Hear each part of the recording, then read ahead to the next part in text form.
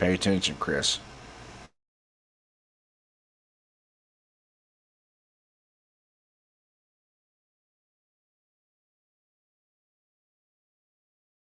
Raider Nation! Stop scrolling. The silver and black conversation starts right here. Hot takes, real fans, no filters. This is the show where Raider Nation speaks. So crank it up!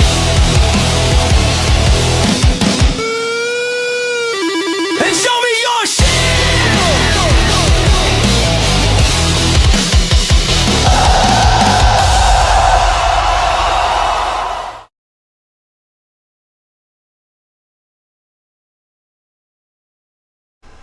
Hey, we're back at it again, Raider Nation. Another episode of Show Me Your Shield Sundays.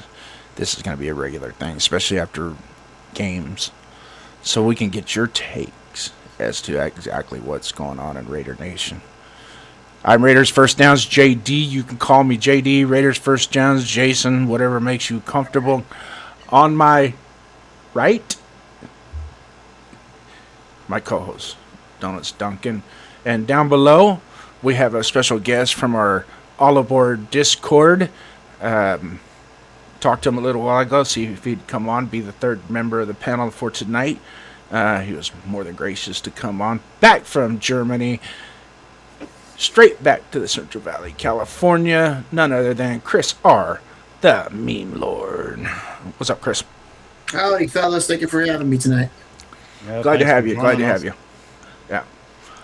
Yeah. You between you and Darkseid, it's hard to top that. You guys are legit.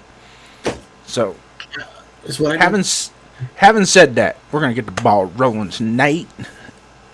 You guys saw what happened Thursday night at Arizona. What we've been talking about all preseason, and so on and so forth. We're gonna dive into that a little bit tonight, maybe a whole lot. But first, Duncan, we have chats coming in. And let's roll through it. And I see a particular button on the control panel that needs to be hit. Double check. Can you guys hear this? Give me a thumbs up if you can hear this. Nope. Cannot hear. Can't hear that? No. But we got Rorschach coming in. He was a whole 40 minutes early because we started 10 minutes late. Welcome, Rorschach. Love seeing you here. Got Easy Big Dog coming in saying, howdy, gentlemen. Thoughts on our DC? My personal opinion is it's not the regular season yet, so we don't know what the defense is actually going to look like. That was base cover one defense because they just wanted to see what the cornerbacks could do in man coverage. That was it. That was what Kubiak said, and I believe him. We got Jack. What's up, Raider Nation? What's up, Jack? Salute, brother. Rorschach's going to go eat some dinner, but he'll be back right soon. Cool. And then we got James Furpo. Raiders! Was that too loud? I feel like that's that for can never James. be too loud. What's that? I feel like that can never be too loud. So you heard the button, right? No. You didn't? Oh, okay.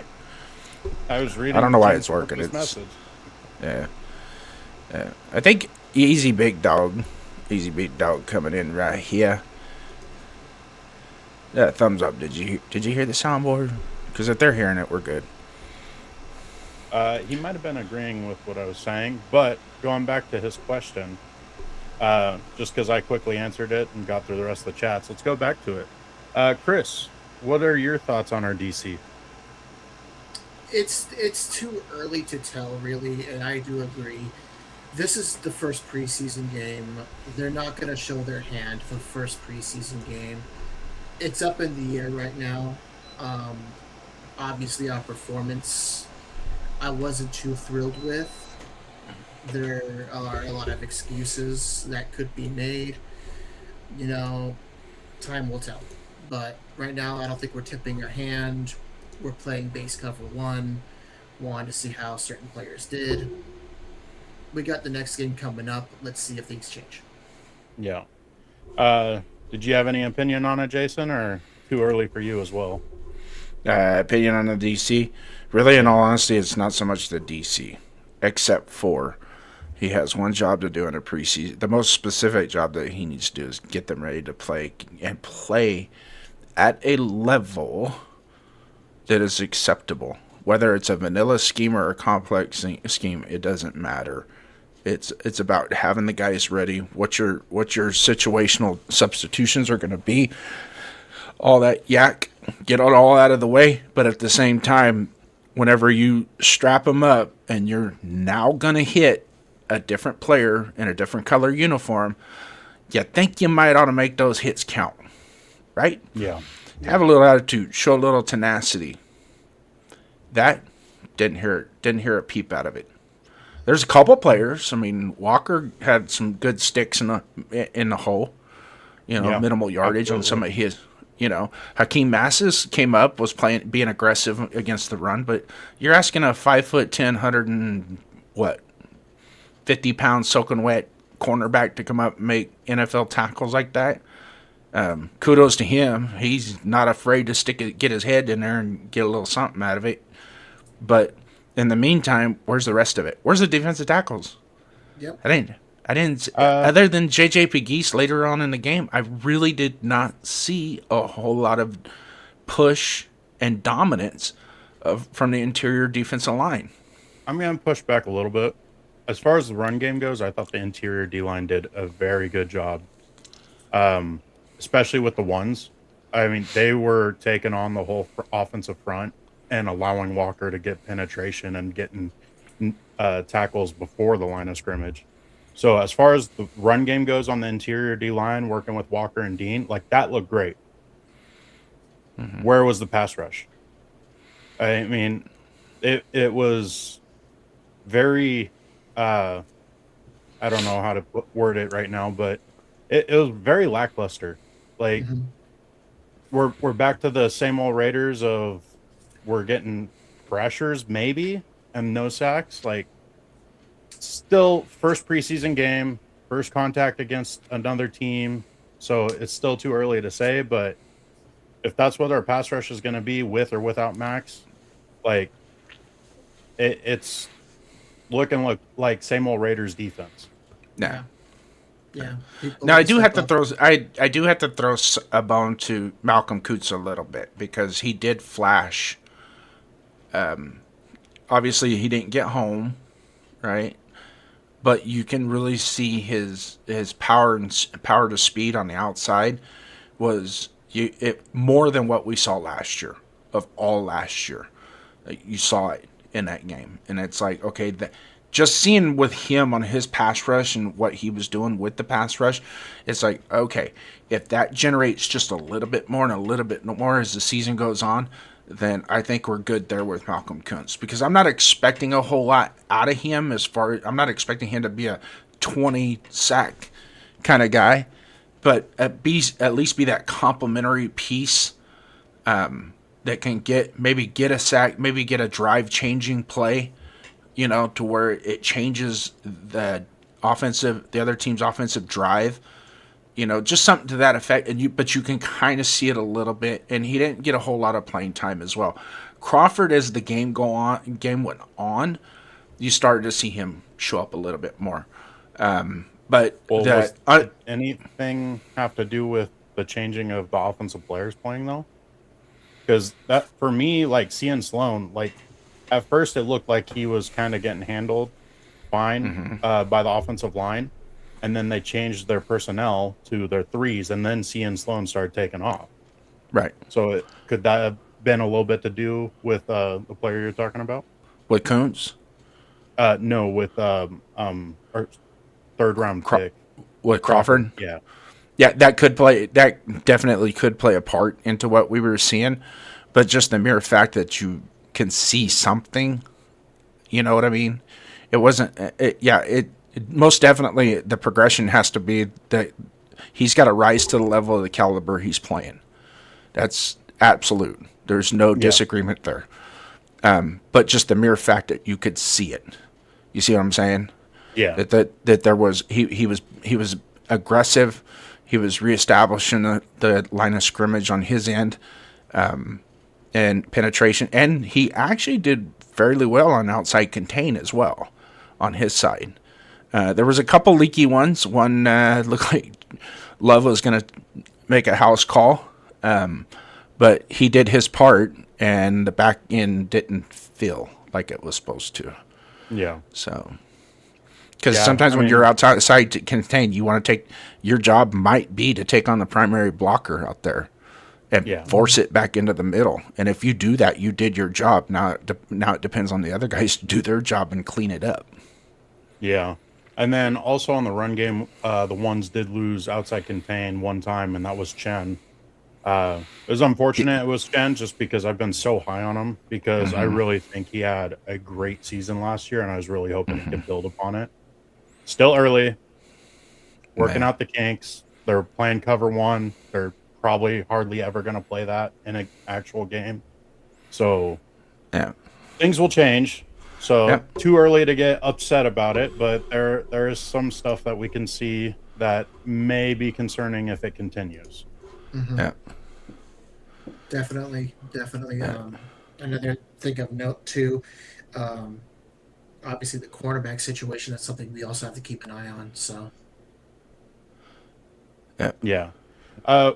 so Chris, was there anything that really popped that you really liked that you saw? I mean, I think it's enough for now with the negative. Let's get some positive, and then let's see if we can get the chat going. What do you guys like in the chat? I mean, honestly, like the overwhelming positive is the play of some of our rookies, and I think they were the expected ones. Mendoza, he got off to a rocky start, but once he kind of found his way, he was looking good. Some decisions, rookie mistakes, but there were some really good throws he made. I was really looking at how the wide receivers were doing too, because we got some rookie wide receivers that have been showing promise. I saw a lot of good things from Benson. We'll see if that keeps growing. Obviously, the reports are going around that he's trying to build a connection with Mendoza. So if we can if that relationship grows and it bears fruit, we could have a great quarterback wide receiver pairing there. I loved what I saw from our second-year wide receiver, Besh.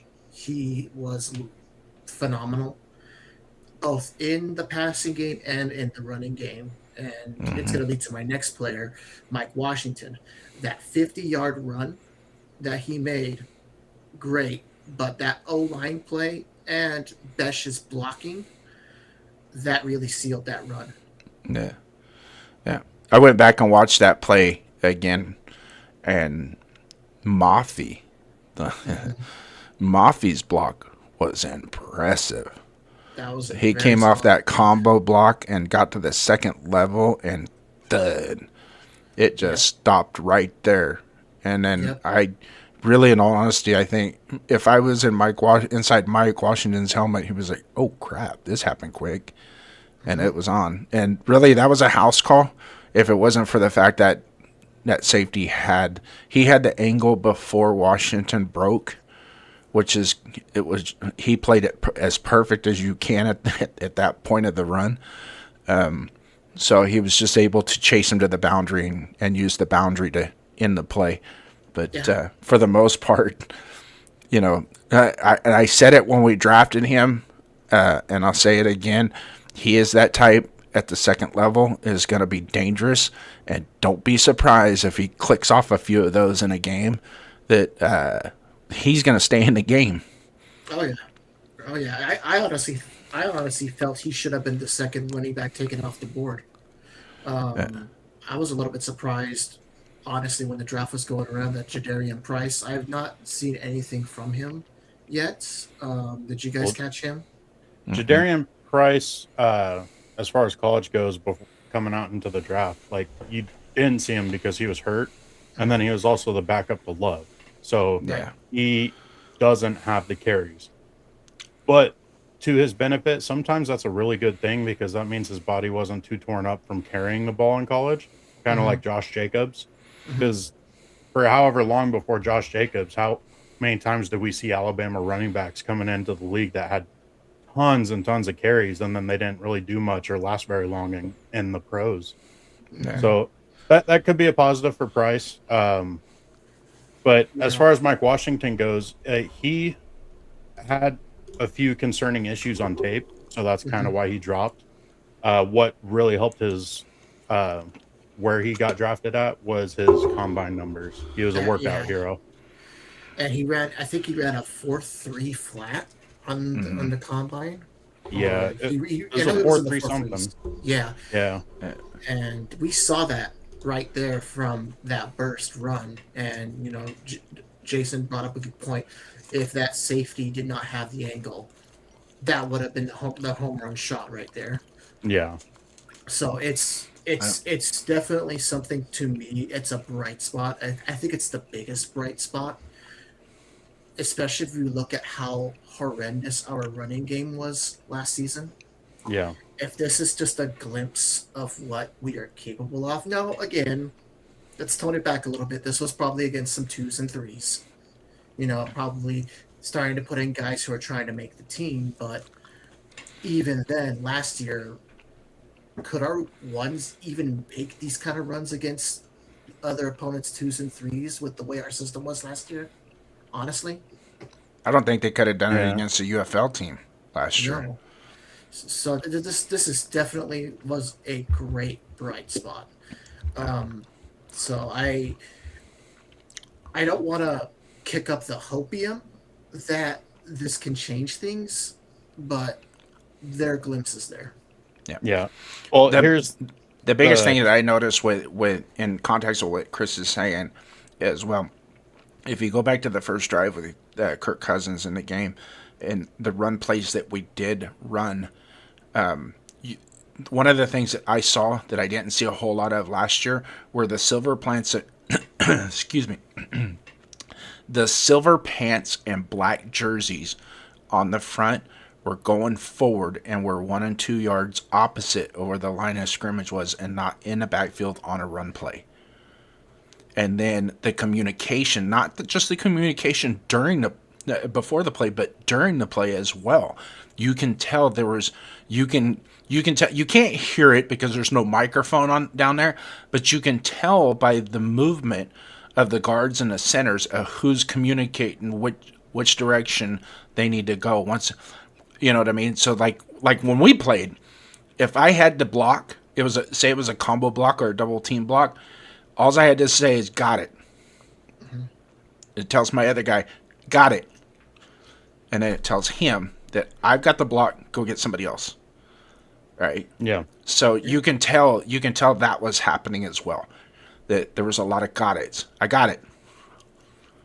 Well, I got it. Even comparing it to last year, like last year when they would do the combo blocks and to get into the next level, like there was a lot of pause. It was a lot more fluid this game. Mm-hmm. So like it's maybe even getting to that point of the comfortability, like this is my job, go do it kind of thing. And like they're trusting their partner and maintaining the block that they sealed. So that's going to go a long ways if they can continue that throughout the preseason and then carry it into this regular season. But as for kicking up the hopium, how about going back to Jack Besh? Okay, here's a receiver we had no idea what we had in because of not getting on the field. And then when he was on the field, it was a run play almost every single time until the second half of the season last year. What about the mud this last been thrown preseason game? He was a hot target, and he's starting to show that he could be that reliable hands, kind of like Renfro. When we need that guaranteed first down, send him to the sticks. He'll contest for it. He'll fight for it. He's not going to burn anybody. He's not going to get a bunch of separation, but he's going to fight for that football, and he'll make those tough catches. And that's something we really need in our receiver corps. And so it's great that we have that so far through one preseason game. And then Duncan, what's wrong with a possession receiver? Because there's going to be context out there with other people that are going to say he's a second-round pick and all we got was a possession receiver.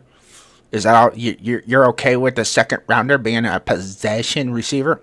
What's wrong with that? But what's wrong with it is you're not going to get big plays out of it. That being said, though, you're going to be able to keep the chains moving. That's a And big play. It's a big play when you need it, yes. Also, it's going to allow you to methodically drive down the field. Like you getting one flash on the pan play on the offense, like that's not buying your defense time. That's not wearing the opposing defense down. Like you being able to check down to a receiver like Besh and get that third down when it's a 3rd and 5 and you absolutely need it. And you start seeing those defensive linemen with their hands on their knees before every play. Like that's what comes of it. That's the importance of a possession receiver. Yep.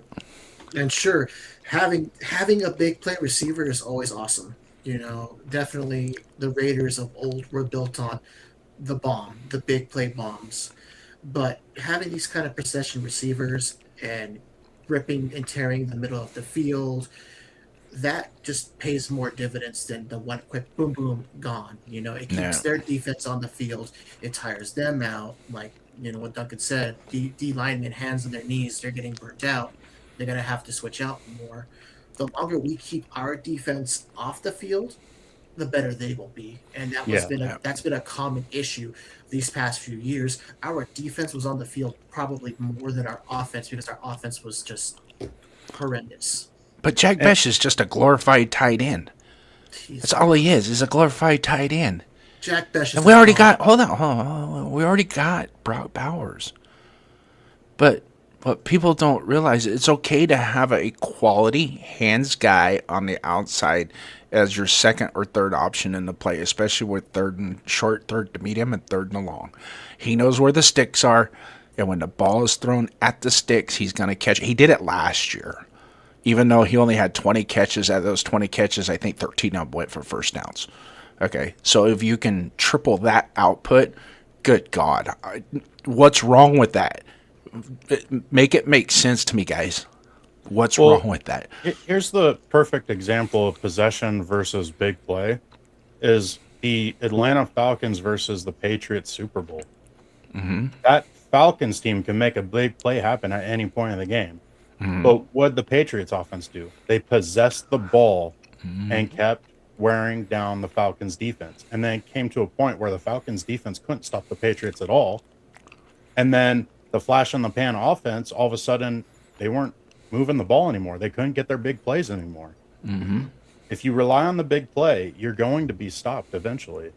And that's exactly what happened to the Falcons that game. Is it just took a little bit of time for that Patriots defense to start waking up and stay rested because the Patriots offense could drive the ball.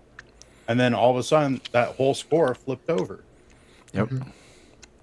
So it's just a systematic way of doing things is what it comes down to. And Kubiak's offense is curtailed to that style of football is be systematic. Because if we hang our hat on trying to make the big play or the three-pointer all the time, then you're going to win some and lose some, whereas your percentages are going to go up if you're methodical with your presentation and your execution and allow the long plays to come to you, right? But the Raider mantra is we're going to take what we want, right? And that was good. That was really good until about 35 years ago. People figured that out. Exactly. Okay. Well, so you can only run 4.3 40 so many times on a 100-yard field before you run out of room. So if you can at least apply pressure, keep the defense, keep the offense honest, and if you want to throw deep balls all the time, fine, we're going to let you do it, and we're going to kill your quarterback. But in a situation like this with the West Coast offense, and this is coming from the Bill Walsh's theory of an application of the West Coast offense is to utilize the whole field, side to side and up and down, right? So there's going to be a time where you're going to make a promise that we're going to take this one deep, but we got to get to this point and this point in the passing game before we take that shot, right? Instead of just coming out first play of the game, 7-step drop, throw it back. I mean, I remember watching Terry Rubisky as our offensive coordinator back in the late 80s, early 90s, in a game. The first 10 plays were nothing but 7-step drops and throw the ball downfield as far as you can. And all's Willie Galt and Mervin Fernandez was doing was running 100-yard sprints. I felt bad for those guys. I thought they were going to have to tap out in the first quarter because that's all they were doing was running gassers and didn't have a quarter. That quarterback could get it to him, not accurately, but he could throw it down there. But, anybody can close their eyes and fling him. Yeah. But getting back to the possession style receiver and with historically in our organization in 1983, which was one of the best teams we ever had to win the Super Bowl, our leading receiver with 83 receptions was Todd Christensen. So there's nothing wrong with that. There's nothing wrong with what Travis Kelce and Rob Gronkowski and all those guys at tight end. There's nothing wrong with that. If you can catch the ball, if I could throw you the ball and you can catch the ball for a profit, we're going to win. Mm-hmm. Yeah. Well, how many years was it when Tom Brady was with the Patriots? Like, how many years were we sitting there and complaining whenever we watched a Patriots game? Like, man, all they do is the checkdowns. All they do is just get the little dink and dunks. It's like they're taking what the defense gets them, and yet they keep winning. It's like there's a method to it. You're wearing down that defense. You're starting to get those DBs to expect the short pass, so they start jumping it more. And then all of a sudden, you got a little hot route going down the sideline for a big play, or you have a post route trying to split the safeties because they're trying to jump the short routes. Mm-hmm. Like, it opens up the passing game, just like the running game does. Like, if everything is short, like run game, short pass, that defense is going to start playing up because they want to get off the field. They're tired of it. And then all of a sudden you take your shot, boom, there's your big play. It's all about picking your fights, picking your timing on when to call that stuff. Like, just because we have possession doesn't mean we can't make the big play. Yep. And if you rely on the big play, you turn your offense one-dimensional. Exactly. It's like, now the DBs can play deep and buy all the time in the world, and that quarterback is throwing 50-50 balls all game long, and then that's where the multiple pick games come from. Yep. So, and you be locked into one idea, one thought process when running that offense, and that's why with Kubiak, and he even said it one of his pressers, I think it was in the last few days he said it, that we're going to get to a point where any part of the offense that we need to utilize to win the game, we're going to be able to do it. And that's the goal. Yeah. And definitely if our run game this year is 10 times better than what it was last year, that's just going to create us more opportunities. Yeah. Because then we can run more play actions. They're not going to expect us to drop back in play action. They're going to expect us to hammer down the middle. It's going to create openings for Brock, Tucker, Besh, whoever our wide receivers are, and it's just going to make it better. Yeah. I think I fixed my Furbo button, just so you know. You want to try it?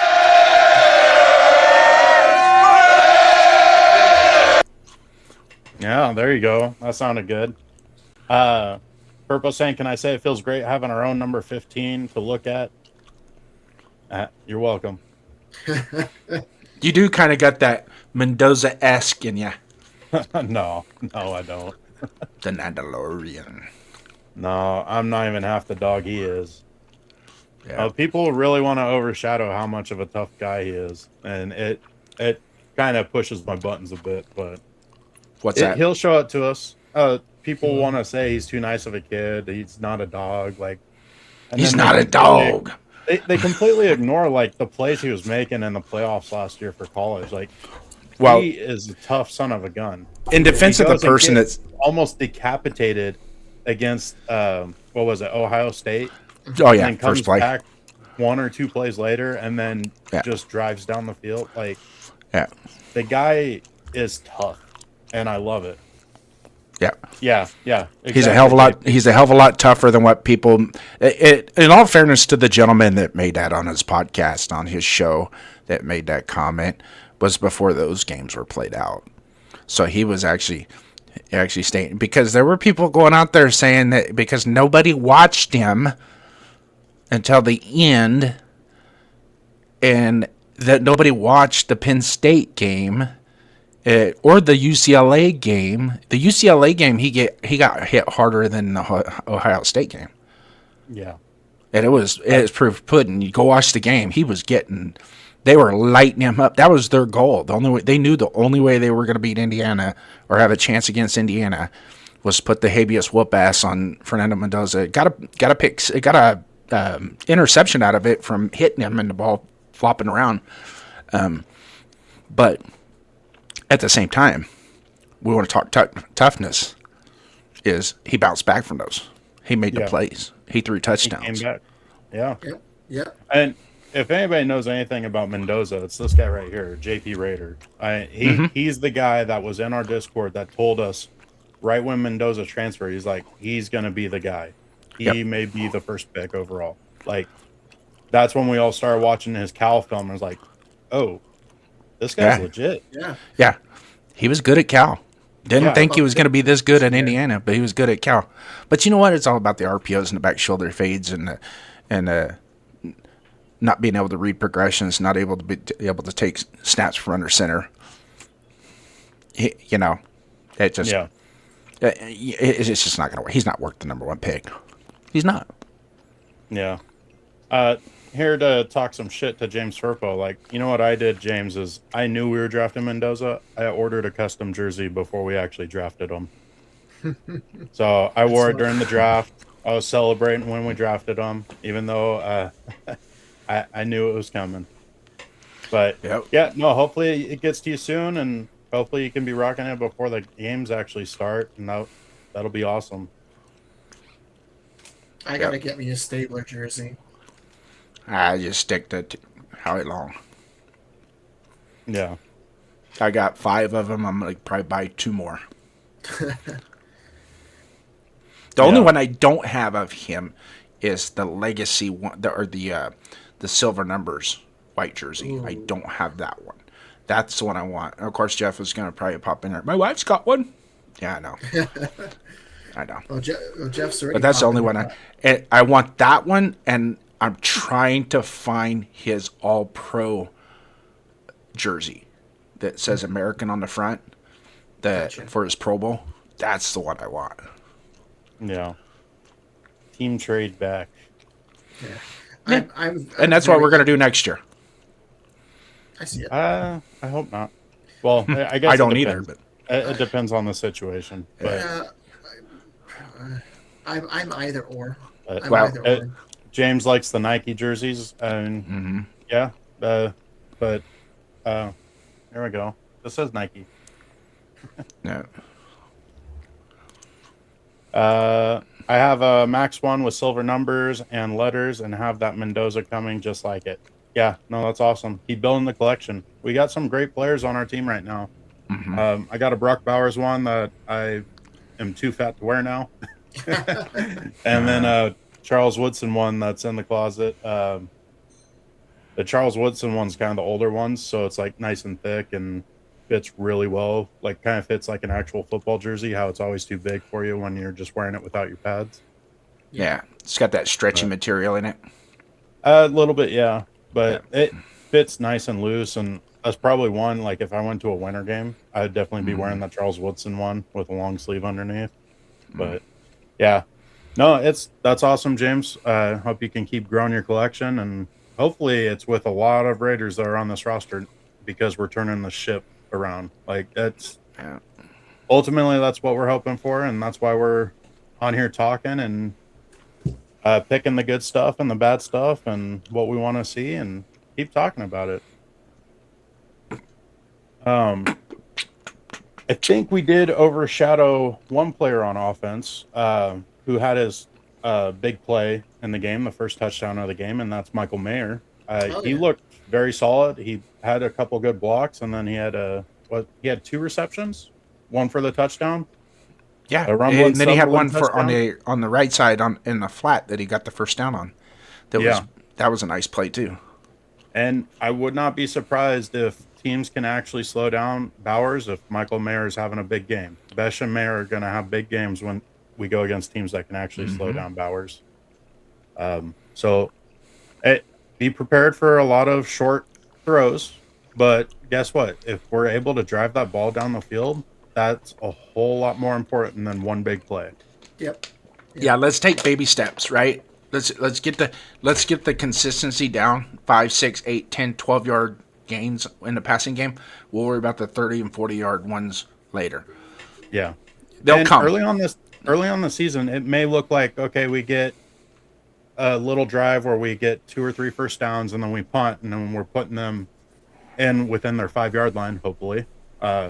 Something Carlson did fairly well last year when he actually had the opportunity, but this year I have a feeling he's going to have to do it a lot more consistently. So early games, I'm expecting us to be able to get a couple first downs and then flip the field with the punts, and then put our defense in great field position consistently. And then hopefully halfway through the season, all of a sudden we're getting into that red zone and we're scoring. And now all of a sudden we're extremely competitive in every single game. And teams all of a sudden have to wake up and realize, like, oh, we're playing the Raiders. They are a tough team. And hopefully that's what the season becomes, is the Raiders are a tough team to play again. Yep. That's what we're missing. Because I bet a lot of teams the past few years be like, oh, it's the Raiders. That should be easy. Can't do that anymore, especially at our home games. We're going to play the Raiders this week, so why don't we fire our head coach and hire this high school coach to come in and coach our team this week. Oh, and then Carolina's coming in. Yeah, we're going to bench our number 1 prospect so we can put our backup, the Red Rifle, in and kick your guys' ass this week. Yeah, or Chicago with Tyson Bagent. Or the Rams. Bring in Baker Mayfield 3 days before the football game and start him, and then he kicks your ass. Yeah. What part of that has anything to do with that inept offense? I think that has more to do with the inept defense, right? I still think it's a balance. I mean, definitely the defense needs to get stops. Yeah. And that's something that they haven't done. A lot of people want to blame the offense that the defense is always on the field. Well, the defense doesn't always have to be on the field if they can get 3 and outs. That is true. Yeah. How many games did they get driven on in the first half? Plenty of them. 3 specifically where we kicked off the ball and the other team drove down the field and scored. And it took copious amounts of time off in the first quarter. And in the second quarter. The Eagles game, the Chiefs game, and the first Indianapolis game. Indianapolis did the same thing to us, but I think it was their second drive. I believe, don't quote me on that, but I think it was their second drive. They got the ball and then went chop down the field. Washington did the same thing, second drive. Yep. So to say the offense left you out on the field all game, nope, you left yourself out on the field all game. Yeah. No, there should be no question about it. Our team hopefully was extremely lacking on both sides of the ball. Brought in new coaches, in turn scares me about what I saw on Thursday night. With the man coverage and with the 15 for 1,525 yards, 3 touchdowns, and we never had them in negatives. When they were negative behind the sticks, they were always 2 plays first down, 3 plays first down. It didn't matter. They were getting first down. They were just chunking first downs. And it's like once they got to the 45-yard line, I literally, when I was watching the game the other night, I was like, okay, guys, this is where you get them and you get off the nope. Just same shit, different day. That's all it was. And yes, preseason, I get it, but it's still the same thing. That's the problem. Yeah, exactly. And Kubiak was pissed off in the halftime interview. He wanted the defense to get some stops. Yep. So now that we're talking about that, to say it's just a preseason game when they're trying to work on stuff, like you're really making it more lighthearted than it is. Like they seriously wanted to get stops. There's no qualms about it. When your head coach is that pissed off during a preseason game because your defense can't make stops, there's something wrong. Yeah, which takes us back to the defensive coordinator. Where did the defensive? Who hired the defensive coordinator? Where did he come from? Well, he was already on our staff as our defensive line coach. It was recommended to Kubiak that he interview him by John Spytek. Okay. Spytek made the hire. Like, this is everything that we've been hearing is, or not Spytek. Kubiak made the hire. And Kubiak himself said that no, he interviewed him. He liked a lot of what he had to say, and he decided to go with him.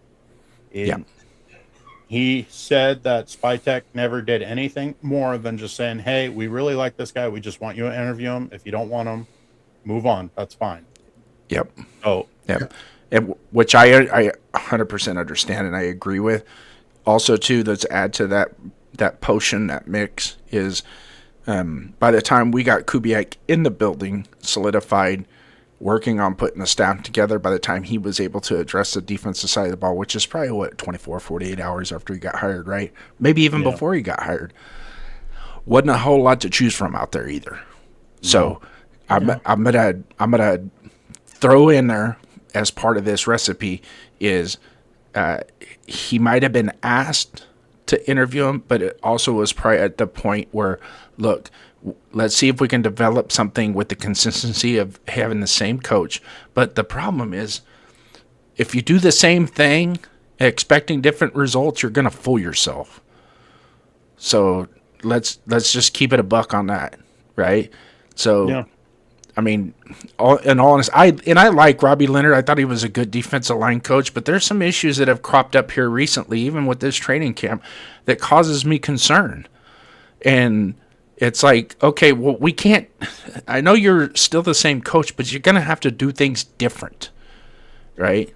Make us feel like it's different. Do something different. And is your scheme going to be different? Okay, we'll wait for the scheme to pop up. But in the meantime, the attitude and tenacity, it's the same. And I wonder if he's taken still a lot from the old Patrick Graham defense still. So that's definitely something we do need to consider. We'll see. We'll see. We got it. We got a young head coach. Got a young head coach. His first time head coaching. Obviously, we know he can call plays. We have, I guess now, a first time offensive coordinator in Janoko, but he's just there to help out Kubiak. So there's that. And now Robbie Leonard, first time DC. Long time, well, not really long time. He's been with the Raiders for 3 years prior to this, so to me, it's hard to tell, but I do agree. The signs are there that some things need to change.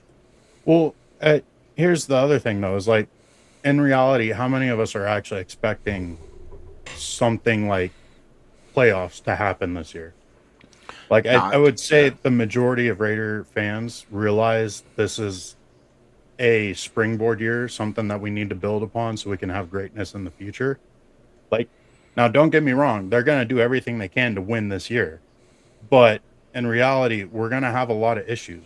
We had so many issues last year that we're not going to be able to fix it in one season, one off season. There's going to be plenty of issues that still pop up in this season. And what's going to determine if we have the right coaching staff or not on both sides of the ball is the improvements we see throughout the season. Are there adjustments being made? Are players able to step up? Are coaches able to adjust how they're calling plays to help our current players perform better? Yeah. BDQ coming in here, poor Coach Robbie on the Raider hot seat after one preseason. I'll be quite honest with you, I can see it. Now, I don't even think it's with the Raider fans. I think in the building there might be some concern as well with the performance that took place Thursday night.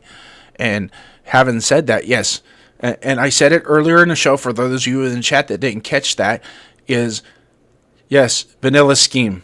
Yeah, we're only going to run, we're just doing the basics. It's a preseason game. The lineup is going to be a basic. But the totality of it is, what is the attitude and the tenacity of that defense, even in vanilla schemes, just running basic stuff? I didn't see it. Okay, I didn't. It's because, like, you can tell when a top-notch defense, even their second and third stringers, are literally dusting it up out on the field and making noise. You see what I'm saying?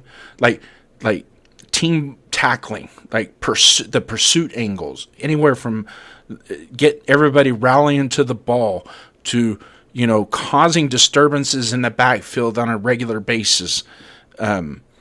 Maybe a couple popcorn balls, we didn't even get close to a turnover, right? And that comes down to attitude and tenacity. It doesn't have anything to do with, we ran just a basic cover 3 and we didn't blitz and it was all vanilla. I get that. But that doesn't resolve the fact you did not see an attitude. There was no identity in that team. There were some players. We've talked about those players, right? But collectively, all level and guys at the same time, or even the front 7 at any given time, just being nasty and a bunch of a-holes when the ball snapped. That's it. That's all you got to do. Just be an a-hole as soon as the ball snapped.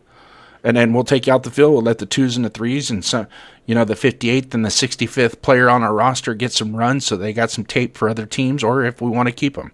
So that's fine. But in the meantime, show us something. It's just you preach, we finally get to hit somebody in a different colored jersey. Well, you didn't. And then 15 for 15 on where's the accountability there? We got to make some stops. Who are the quarterbacks that went 15 for 15? Brissett and Minshew. And That's Gardner Minshew. Exactly. You mean to tell me you can't throw? I mean, when Minshew was on our team, you guys had him throw incompletions in practice. You couldn't do it in a preseason game? At least 1 or 2 incompletions? I mean, it's not hard. Made him look like we were playing up against Josh Allen and Lamar Jackson there. Oh, yeah. They were just dime. I mean, get a stop for love. For Lord's Minshew's sake. getting fitted for his Hall of Fame jacket now after Thursday. Greatest preseason quarterback ever? Well, it's not quite gold. It's more got a little chartreuse, a little maize, maybe some burnt spots or whatever. That's what it is. Yeah. That's exactly what it is. But still, in the long, you kind of get the picture. What I'm trying to say is, he's not the second coming of Tom Brady, but yet that we sure made him look like it. Yeah. Exactly. No, and JP Raider is right. It's way too early to worry about Robbie. This defense is young. It takes time. Mm-hmm. Also, to add on to it, before our preseason game was played, what was I saying that this defense is going to look like? They're going to be moving pieces all around. They're going to be having a bunch of different blitzing packages, and our linebackers are going to be playing a big part in our pass rush. Well, guess what? You're not going to see any of that during a preseason game. So, yes, you have this man-on-man stuff and, go show up and hit because you're finally playing against a team that's not your own.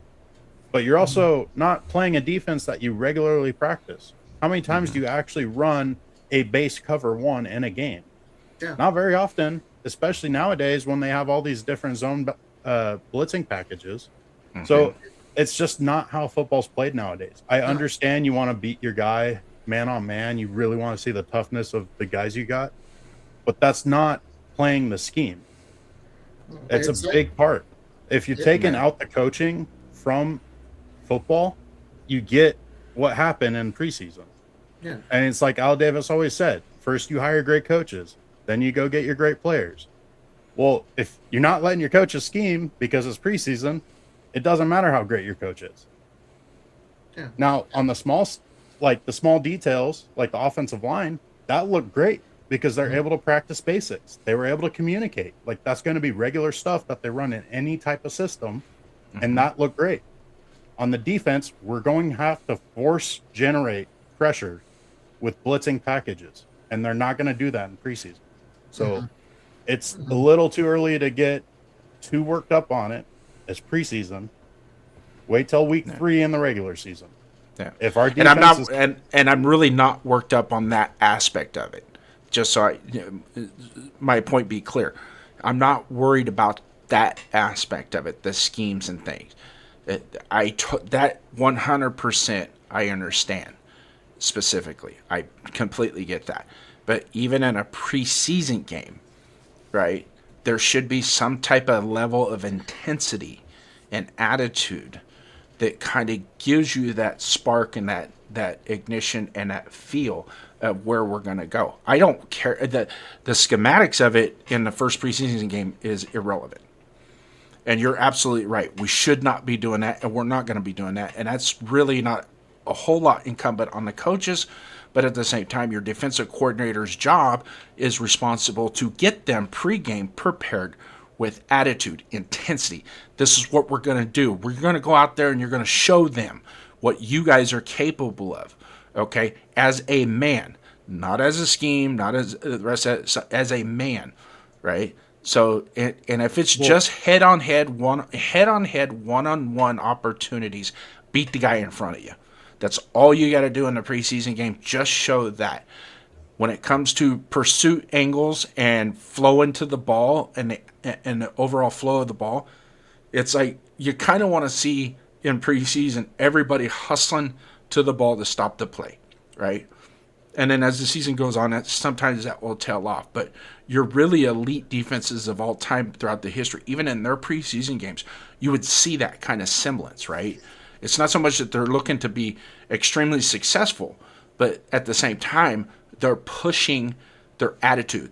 They're showing the identity of who they are as a collective group and how they're going to fight together, correct? Well, so no, the scheme stuff of it doesn't matter to me. Okay, so the great defenses where you see the flow of the defense all collecting to the ball, all those defenses keep the ball in front of them. You're not going to see that in a man coverage scheme because the players are pretty much even or they get beat. So the ball's not being kept ahead of the defense. So you're not going to see a lot of pass that. plays or run plays. Well, that's pass plays. And as far as run plays go, they broke contain once on the number ones, and that was that outside run to Chin's side because he came up. As far as the inside runs, they pursued and filled their assignments, and that there's no holes for Love to go. Love looked like a rookie against our ones. Right. Love didn't start tearing it up until he was playing against our twos. Yeah. So there is some hope there. They were doing their jobs. They were beating their man. Our D line was taking on the whole offensive line and allowing Walker to get penetrate that offensive line. Mm-hmm. And yes, Walker did have some plays. He did have some. The second point I wanted to bring up is during Kubiak's interview, post-game interview, he said we played majority cover one because we wanted to see what our cornerbacks had to see some stuff. So they're not even practicing man-to-man hardly at all because they're going to be a majority zone defense in the back end. So already the players are uncomfortable with what they're doing because that's not the majority of what they're practicing. Okay. So how are you going to go out there and dominate or show your mano-a-mano when you're doing something that you're not regularly practicing? It's not going to happen. Yeah.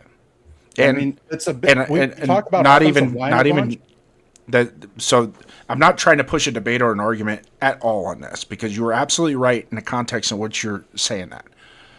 Totally understand all that, but it just to me, and this is my opinion, that I don't think that they generated the attitude or the tenacity or had that game-like,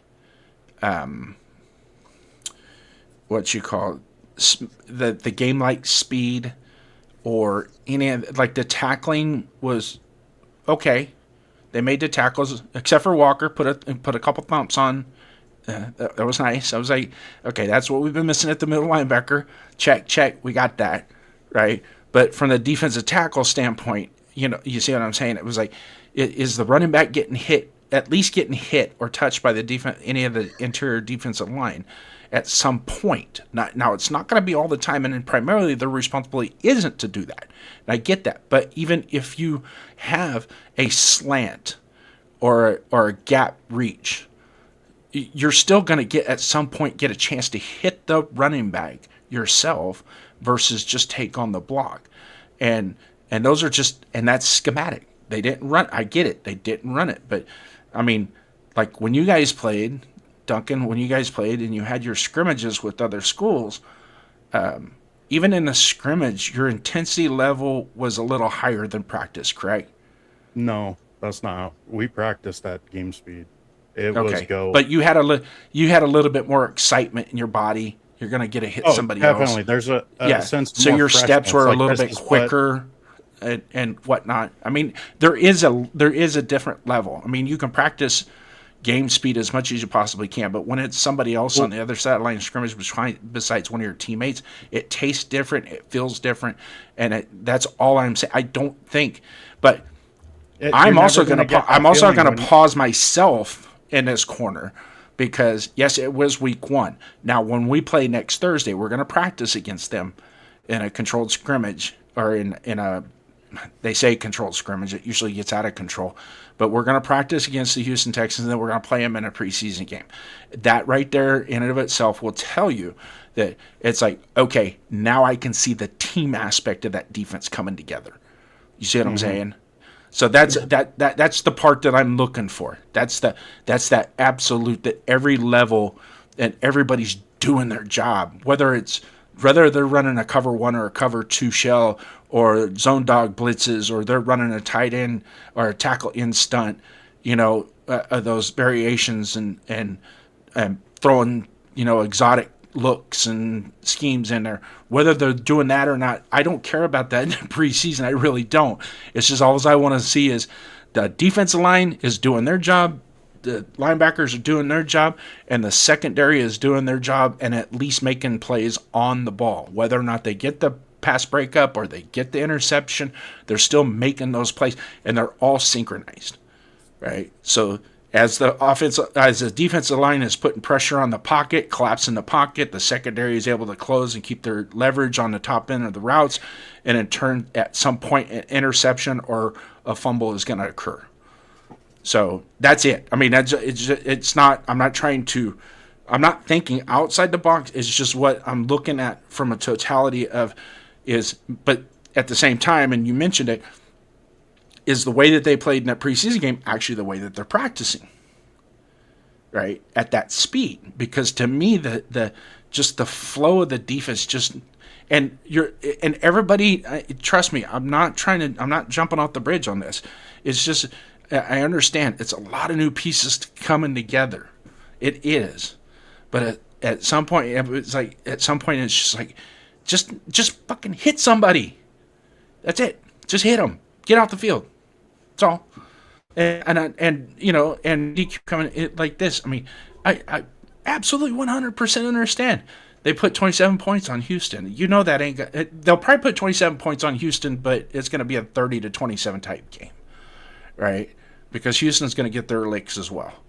It's just a preseason. I don't ever take into consideration the score when preseason games come around.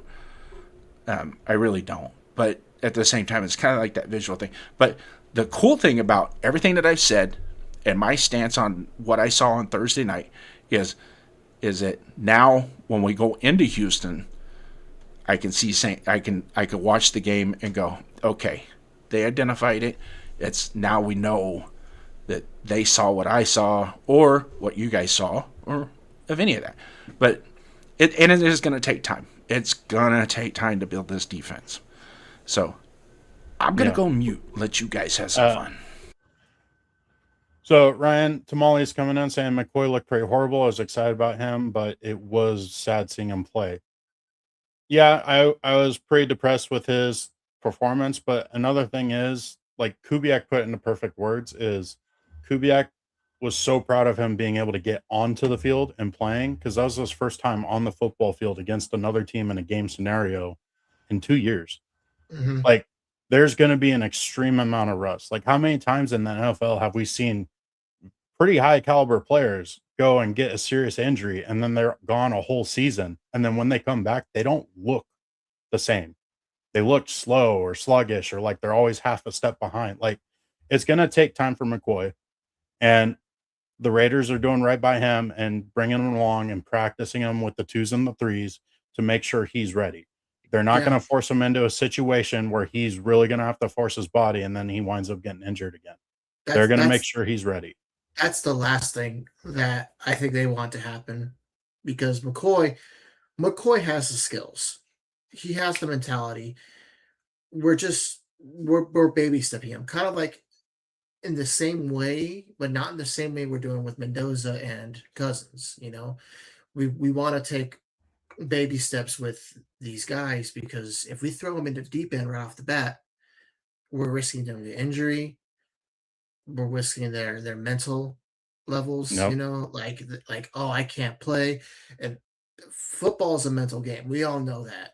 And if they're gonna run up a string of bad games, bad performances, who knows how that's gonna build this kid's character? He's coming out of a devastating injury. He's worked his ass off to get back on the field. He's shown that he could be on the field.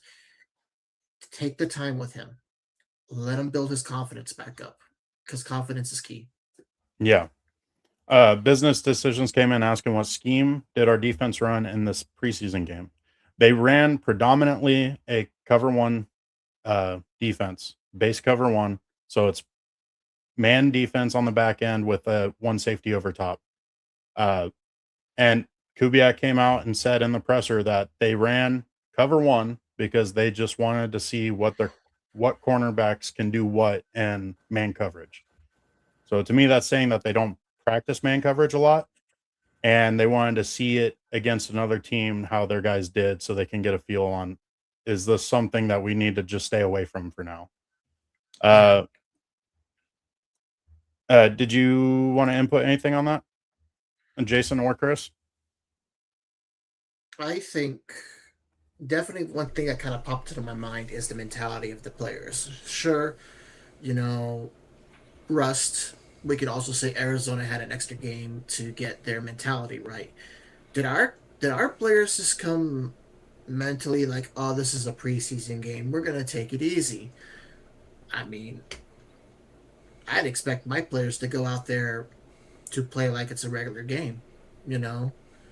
Sure, we don't want to get our players hurt, but this is still rehearsals. You're going to want to play like you still deserve to be on the team. Let's just say we throw out Maxx Crosby out there and Max plays like horrible. This is hypothetical, by the way. I know he's not going to play horrible. He's going to give it 100%. But what if he just starts playing like he doesn't deserve to be on the team in these preseason games, and there's someone out there that's just outperforming him like crazy? I want our guys to mentally go out there and be like, hey, my job could be on the line at any moment. Let's show up. Let's make the right plays. Let's show that I deserve to be on this team. Mm-hmm. And obviously, yeah, cover one, base defense, man-to-man coverage. Okay. We need to be mentally prepared. Is this due to coaching? Is this due to our coordinators, or is this on the players? It seems like with them going in with the plan that they were going to do cover one because they wanted to see what the players had. It's mostly on the players, but again, there's no scheming involved, so that was the plan. Right. The cool thing about everything that I saw with what we have going forward is the young guys now have game tape. Mm-hmm. They have game tape to where they can actually see themselves in a game time situation, not necessarily a practice or drill, reviewing how they performed in a drill, but yet at the same time have game tape. So that in and of itself is a positive. And sometimes, like what we saw on Thursday night, which, yeah, and obviously, and I'm still going to say I was not impressed. I was not happy with what I saw, but I still have hopium, quote unquote. I'm going to steal your guys' thunder. Hopium. That when we touch down in Houston next week, put our pads on against another team in practice. Yes, I'm talking about practice because it's going to mean something. Those practices, those joint practices mean a ton nowadays compared to what they did before.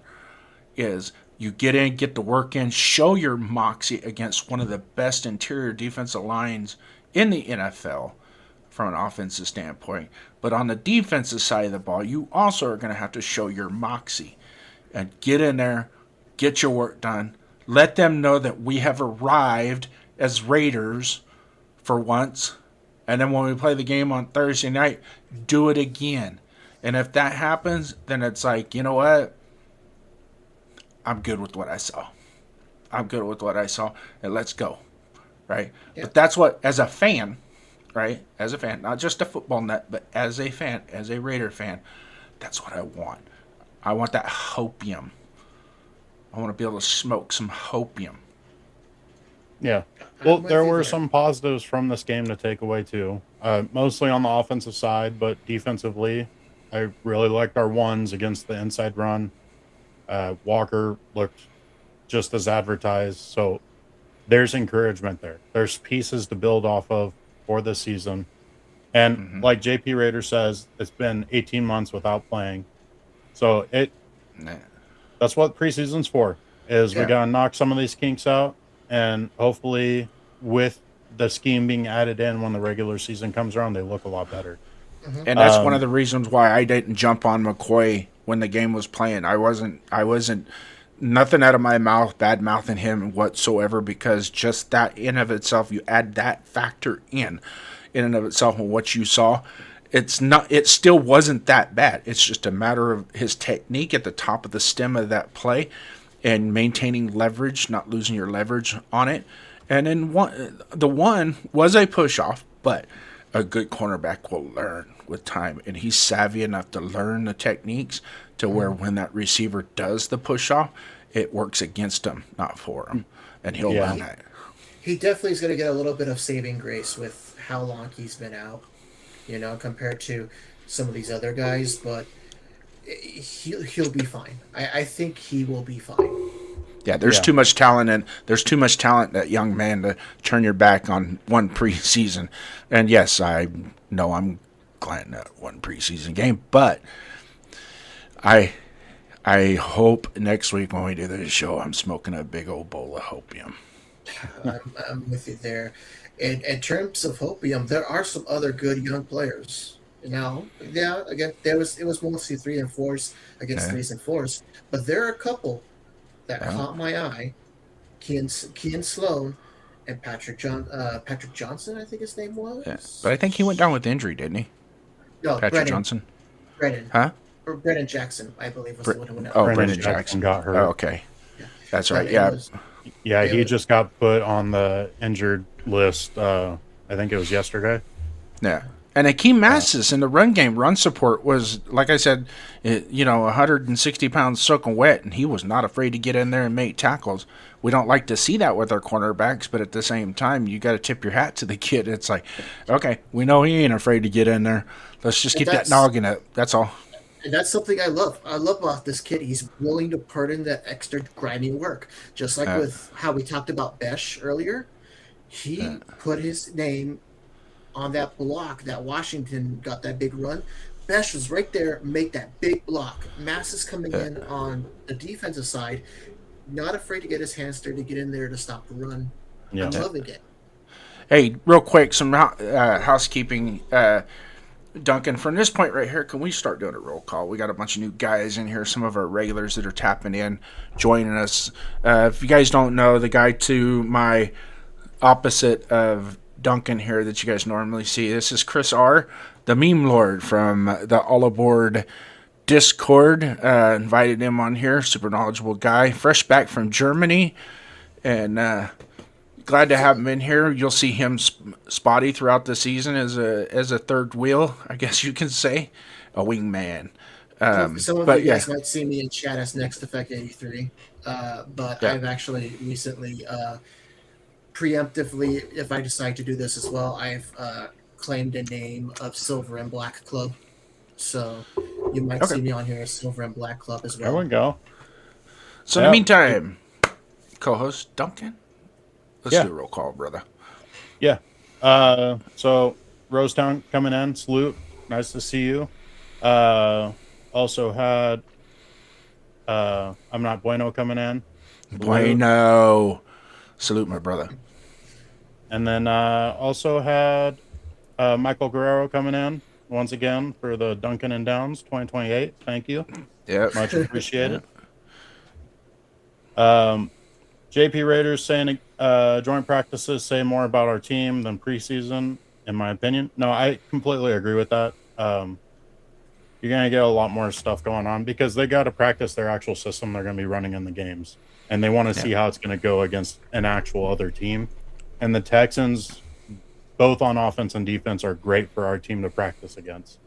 They got a top caliber defense, and their offense is no slouch either. They got some great receivers. And in my opinion, as far as the whole room goes, they're probably the best room.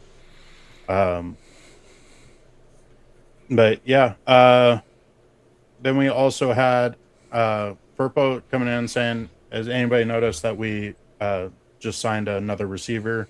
Last name's Brown. Yes, but like business decision said, it's most likely a camp body.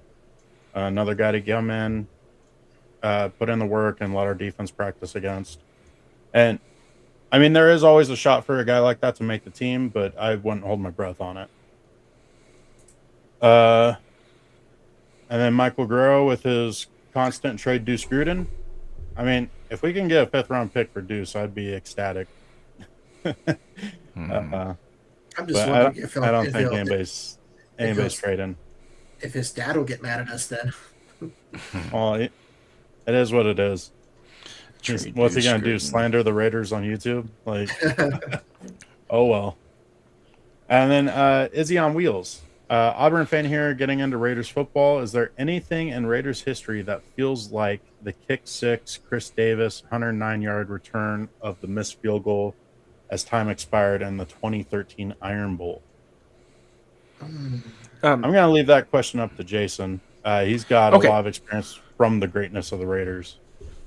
So going back in history in and of itself, like a closing play like that in Raider history, I wouldn't necessarily say a closing play that went from one side of the field to the other.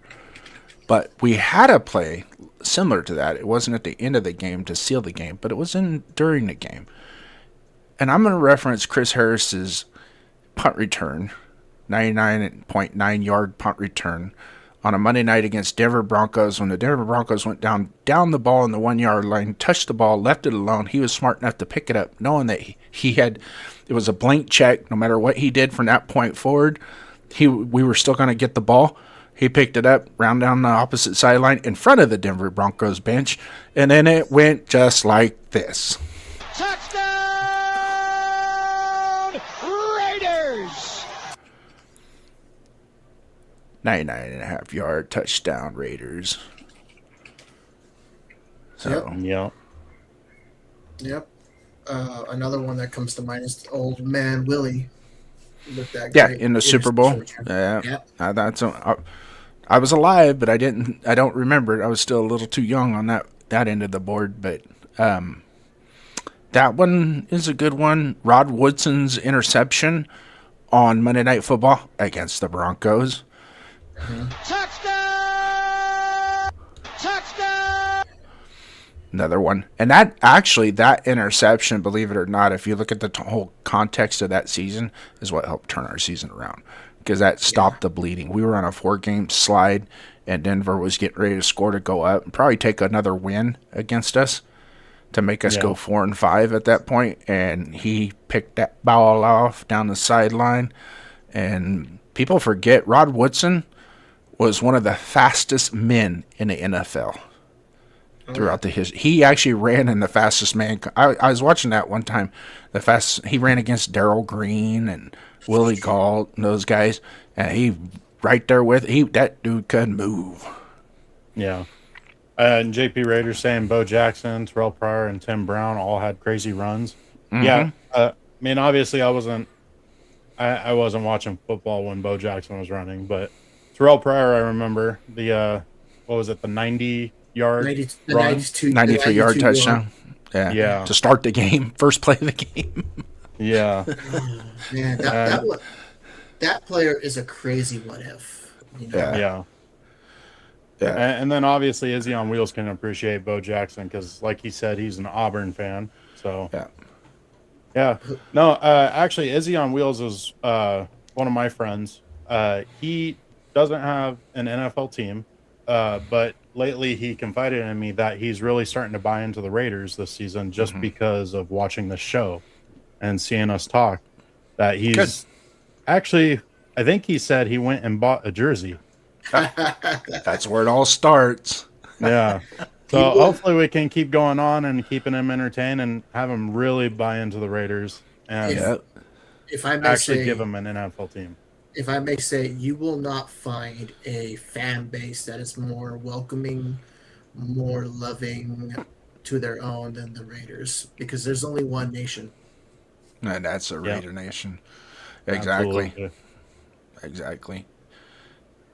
Yeah. Dwayne Harris ran a 99-yard. Yeah.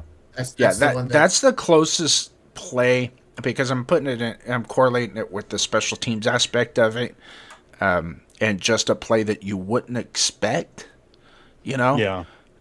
Because that Iron Bowl, that return kick in the Iron Bowl was the same thing. It was like, you don't really expect something like that, but then when you look at the whole totality of it, it makes sense.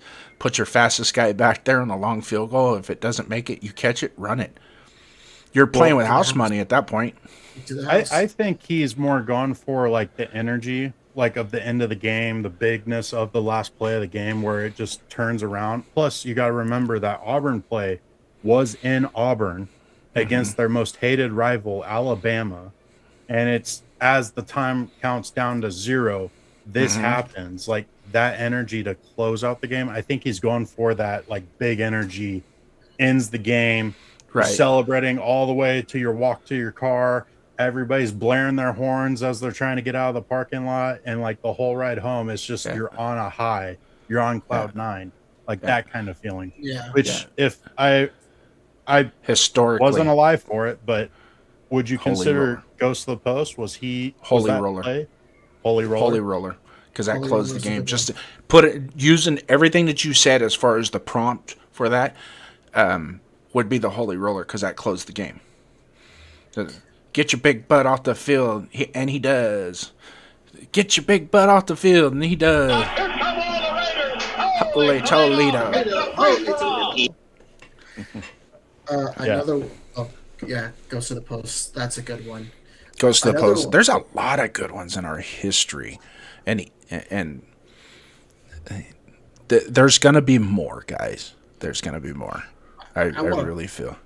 I want to bring up one more, and I think this one is definitely an important one that I think we should bring up more, is Michael Huff's interception against Houston on the eve of Al Davis's passing to close the game. Nah. That is just Emotionally, that was awesome. Yeah, because it was for Al. Yeah, Yes. and I believe you can watch that actual play with Hugh Jackson's commentary on YouTube, because I think Hugh Jackson did a piece and somebody put together like Hugh Jackson's whole thing on Al Davis and how much he loved them, and then they combined that play. I believe that's on YouTube, and you can look it up. Just look up for the Michael Huff Al Jackson game, or Al Davis game. Sorry. Yeah, another one to throw in there too is the Seth Roberts cross the middle against Tampa Bay walk-off touchdown, where he split 2 defenders in a collision and then took it upfield the rest of the way for a touchdown as well. That was one of those let's get our ass on the plane and get the hell out of here. Game over, set, match.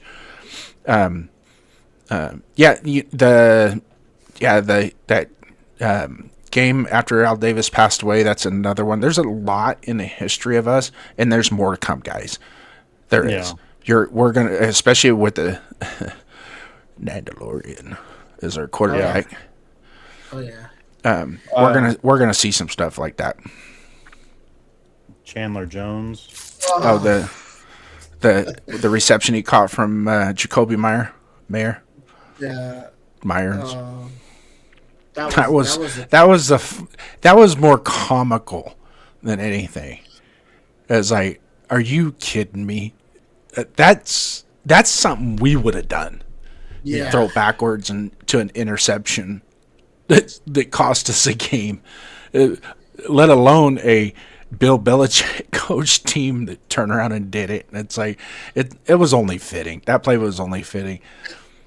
And then what's crazy, he comes to us the following season and balls out for us. Yeah. Yeah. Oh, Yep. I Sea of remember. Hands was another. I got one. It was the Patriots game. Jacoby Myers threw the ball backwards, and our defensive lineman caught it and ran That's it what we're in. talking about. We were just talking Oh, about was it? That's what we're talking sorry. about. My bad. I'm looking at the chat and trying to think, but I turned my ears off. That Seth Roberts one. That's Seth Roberts Oh, one. I didn't know you wanted to get involved with the discussion, Mr. Helper. Yeah. That's, The other your one that brother. kind of sticks out in like somewhat recent memory was Derek Carr was still our quarterback, and we had the 3 or 4 repeated plays in the end zone. Like the first one, we caught the touchdown, yeah. then there's a flag, replay, threw it again, missed it, but then Yeah, there was Kansas a flag City on the Monday night game, defense. yeah. Kansas City.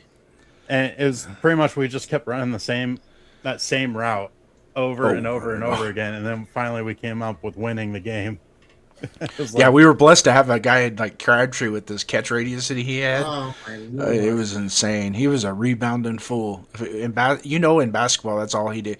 He was like, he kind of reminded me of what's that guy that played for the Detroit Pistons and the Chicago Bulls? Dennis Rodman in a Dennis football Rodman. uniform. The way he played. You know what I Yeah. mean? He just his wingspan was, he was like what 6'3", but with like a 95-foot wingspan. He could touch both sidelines at the same time. Type wingspan. Yeah. Need a runway to take off because he's got Yeah. such wide wings. Oh yeah. The Seth Roberts one, that one was in New Orleans, right? No, that the was Tampa Bay one. Tampa Bay in overtime. But That didn't, was Seth Roberts also have another one that was in New Orleans that same season?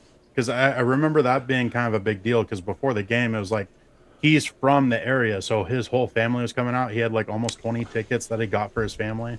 Oh, you're thinking of Jalen Richard, Oh, number was it 30, the Rashard? running back. Yeah, his very first carry in the NFL was like a 75-yard smash up the middle, and that guy, he was off to the races in no time. Yeah, that was Jalen Richard with that run. Yeah, Seth Roberts actually had 3. He had week 2 against Baltimore in 2015. Mm-hmm. Week 12 against Tennessee in 2015, and then the last one was the week 8 one in 2016. And that was I think that was the season setter for that crazy 2016 season. Yeah. We were kind of that cardiac kid team where it's just every single game just came down to nail biter finishes. It's just one of those seasons where all those one-scoring games would just happen to go our way. And Jack Del Rio wasn't afraid to take chances on 2-point conversions and short yard at 4th and 1s. Yeah. That paid off. I mean, it paid off. We got those plays. I mean, even though the cards were stacked against us, we still rolled the dice, and it paid off. Because I think we ended up having like 10 games like that throughout the year. Ryan Tamale's saying it isn't a good memory, but I was at the index card game against the Cowboys where DC fumbled out the back of the end zone. Yeah. That was another one of those games that we got officiated a little different because of who we are. Yeah. Yeah. But Well, hopefully that should change soon. speaking of What? Derek Carr fumbling through the end zone, he did that, 2 or 3 times where Twice, he's going yeah. into the end zone, fumbled it, and it went out of bounds. Yeah. But then it's a touchback. Yeah. Yeah. That's horrible because those are like, if he holds on to the football, like those plays are like extremely memorable plays. Mm-hmm. Yeah. But Instead, they're memorable for other reasons. yeah, on something that hardly ever happens, and he just happens to have 2 of them. Yeah, the first one that happened though, I think it was against Green Bay at Lambeau Field that he did it, and in instant replay slow motion, it looked like he still had possession of the ball when he crossed the plane. Yeah, but Since they ruled it how out they of called it bounds on and the it wasn't field. conclusive, that play stood. yeah. Another like energy moment. Wasn't a game winner, but another big energy moment was the Hunter Renfrow punt where he came down and stopped crash. from getting the first down. Yeah. Oh yeah. And just great heads up play. And Derek Carr actually just recently talked about it on his YouTube show. Oh yeah. He was saying that it was crazy because in the locker room before the game, just he happened to hear Hunter ask. I think it was Bisaccia, right? Was our special teams guy then?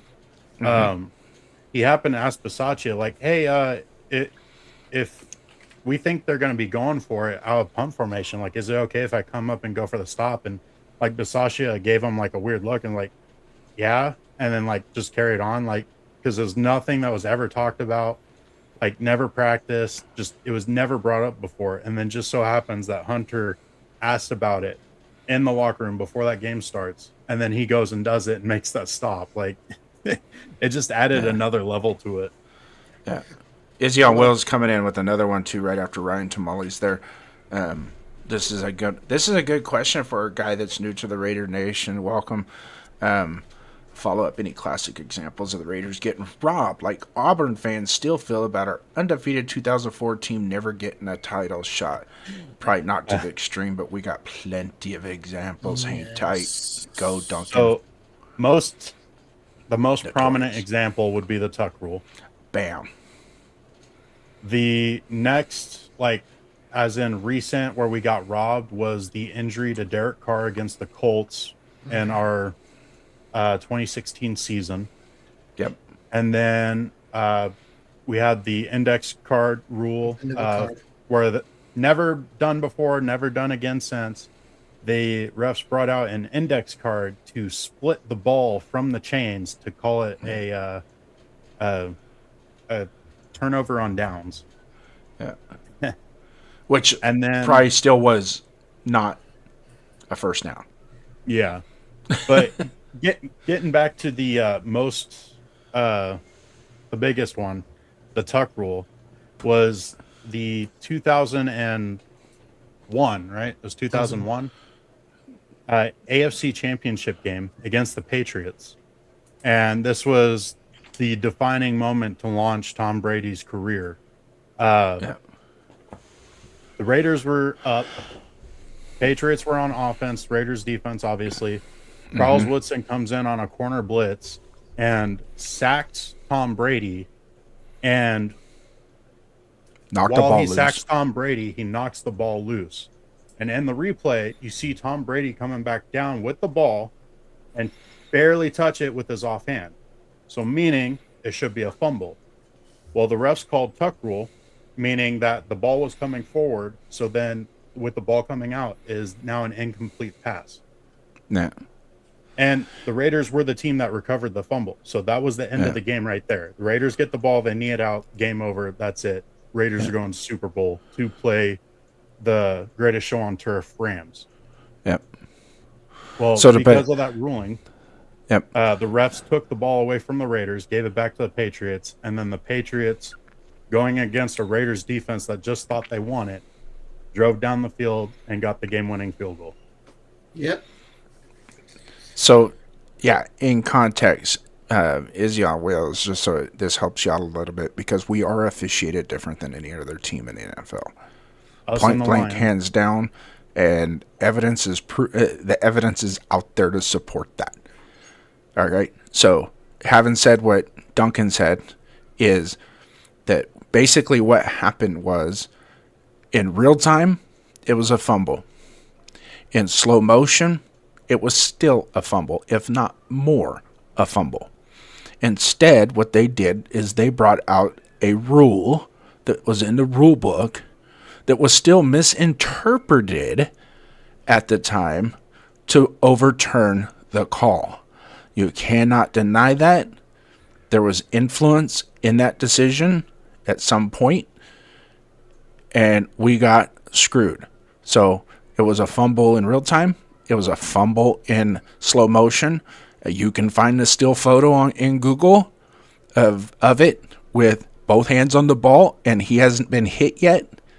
Doesn't mean that right there tells me he's not tucking the ball, or the ball is already stopped and he's no longer a passer. Therefore, that was a fumble. So that's it. Plain and simple. I know it's 23, 24 years later, but it's still, to this day, is still a fumble. And even our current part-time GM owner, he has a hard time admitting it. He won't admit it, but he still has that. Well, and to Duncan's point, had that fumble remain intact, we're kneeling on the ball to kill the clock to win the game. That the cards were stacked against us anyways, weather, travel, seating position, all that stuff. Yeah. Had we won that game, the Tom Brady legacy probably would have never happened. Because I can guarantee you, Drew Bledsoe would have been the starting quarterback the next season. Well, I'll also say this. The Raiders' history could have been completely changed from that point, too. Because after that game, John Gruden, our head coach, got traded to the Tampa Bay Buccaneers, who we went and played against in the following Super Bowl and got absolutely destroyed by, because we were still using his playbook in the Super Bowl.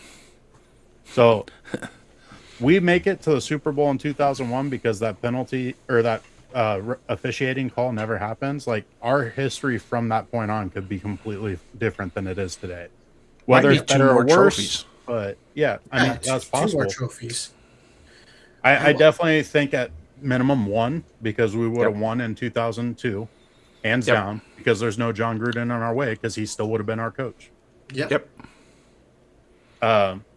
2001, there's a debate, but I still think the Raiders were the better team over the Rams, and we would have won. But that game never got played, so we don't know.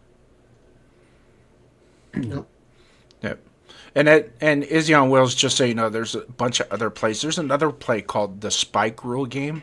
I don't know if you guys remember the Spike Rule game. You guys might have been around. Where we were playing the Chargers, and Vincent Jackson caught a 20-yard slant for a first down. As he goes to the ground. Nobody touches him. He gets up, spikes the ball. Nobody touches him. Raiders jump on the ball because he was never down, right? So, but he spiked the ball, and then all of a sudden, and it took the officiating like 4 conference calls, 2 phone calls to New York to decide how they were going to interpret that play, which eventually became an illegal forward pass, which was only a 5-yard penalty, so they still got the first down and the ball. Had that not happened, the Raiders jump on the ball, we're killing clock and winning the game. Yeah. You just can call him Izzy. Okay, sounds good. Thanks for that. I had to go back and actually relearn that one again, because that was when I was, I think it was still in high school. Here's a Charles Woodson one for you. I don't know if you guys remember this one. We're playing Seattle. In Seattle, this is before Seattle had their new stadium. They were playing at the Washington Huskies Stadium at the time. And we're playing up there in a downpour deluge, right? Ricky Waters busted, man. He's in the open field. He's trucking. But good old Charles Woodson comes flying up from behind, pokes the ball out. Ball goes rolling towards the end zone. Now it's a free for all for the ball, right? Anthony Dorsett, was it Anthony Dorsett or Pope? Might have been Pope. Jumped on the ball, but the field was so wet, it was like a slip and slide, right? He jumps on the ball at the 2-yard line, but slides into the end zone. He's got no control of stopping himself, right? He's at the mercy of hydroplaning, okay? Into the end zone. Recovers the ball, maintains possession. They touch him down in there. Safety. What the fuck you mean safety? What are you talking about? Oh yeah, he had ample time to get up and get the ball out and run the ball out. He chose to stay in the end zone. He fielded the ball in the field of play, but slid into the end zone and made no football maneuver at that point. So therefore, we're going to call it a safety. You know how many times I've seen the exact same thing happen in college and high school football and professional football, and it be called a touchback possession to the defense?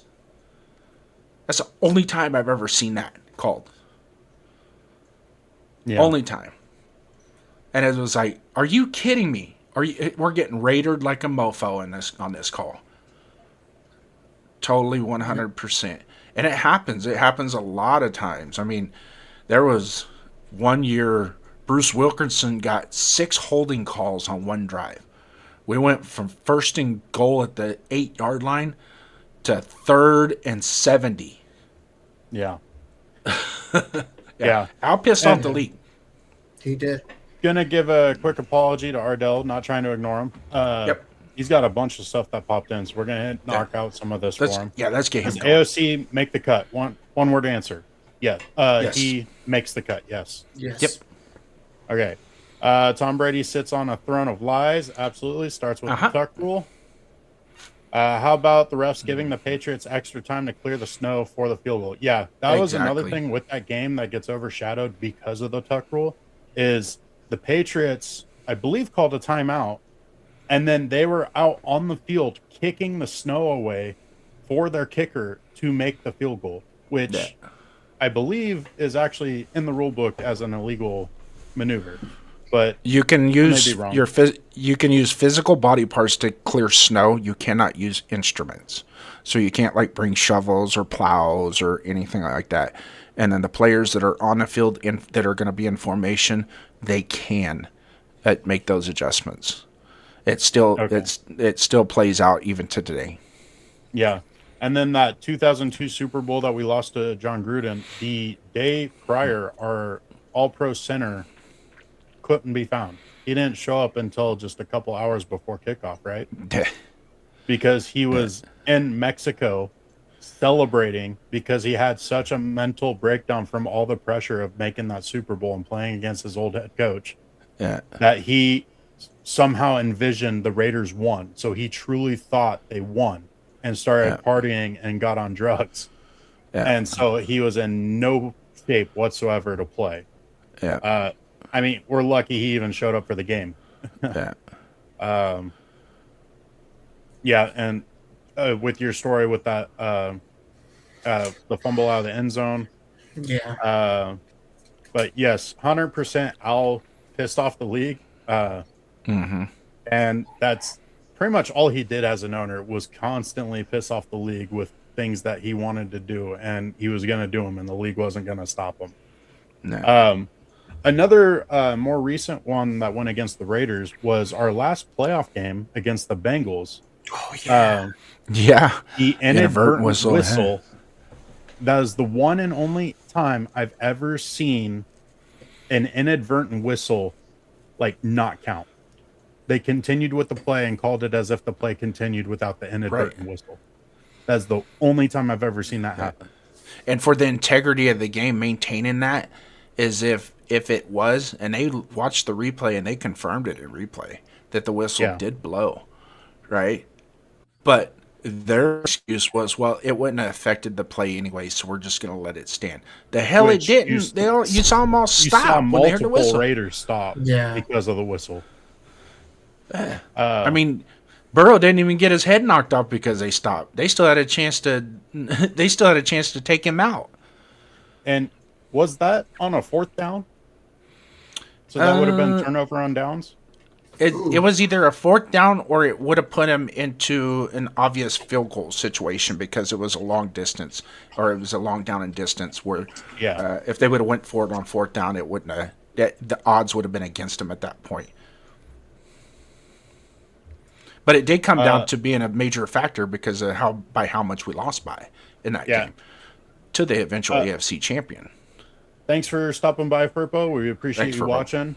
Have a good day at work and make it home safe. Be safe. Go Raiders, baby. And then he also put the Patriots did it in the 80s before, didn't they? Yes, they did. Snow for the kicker.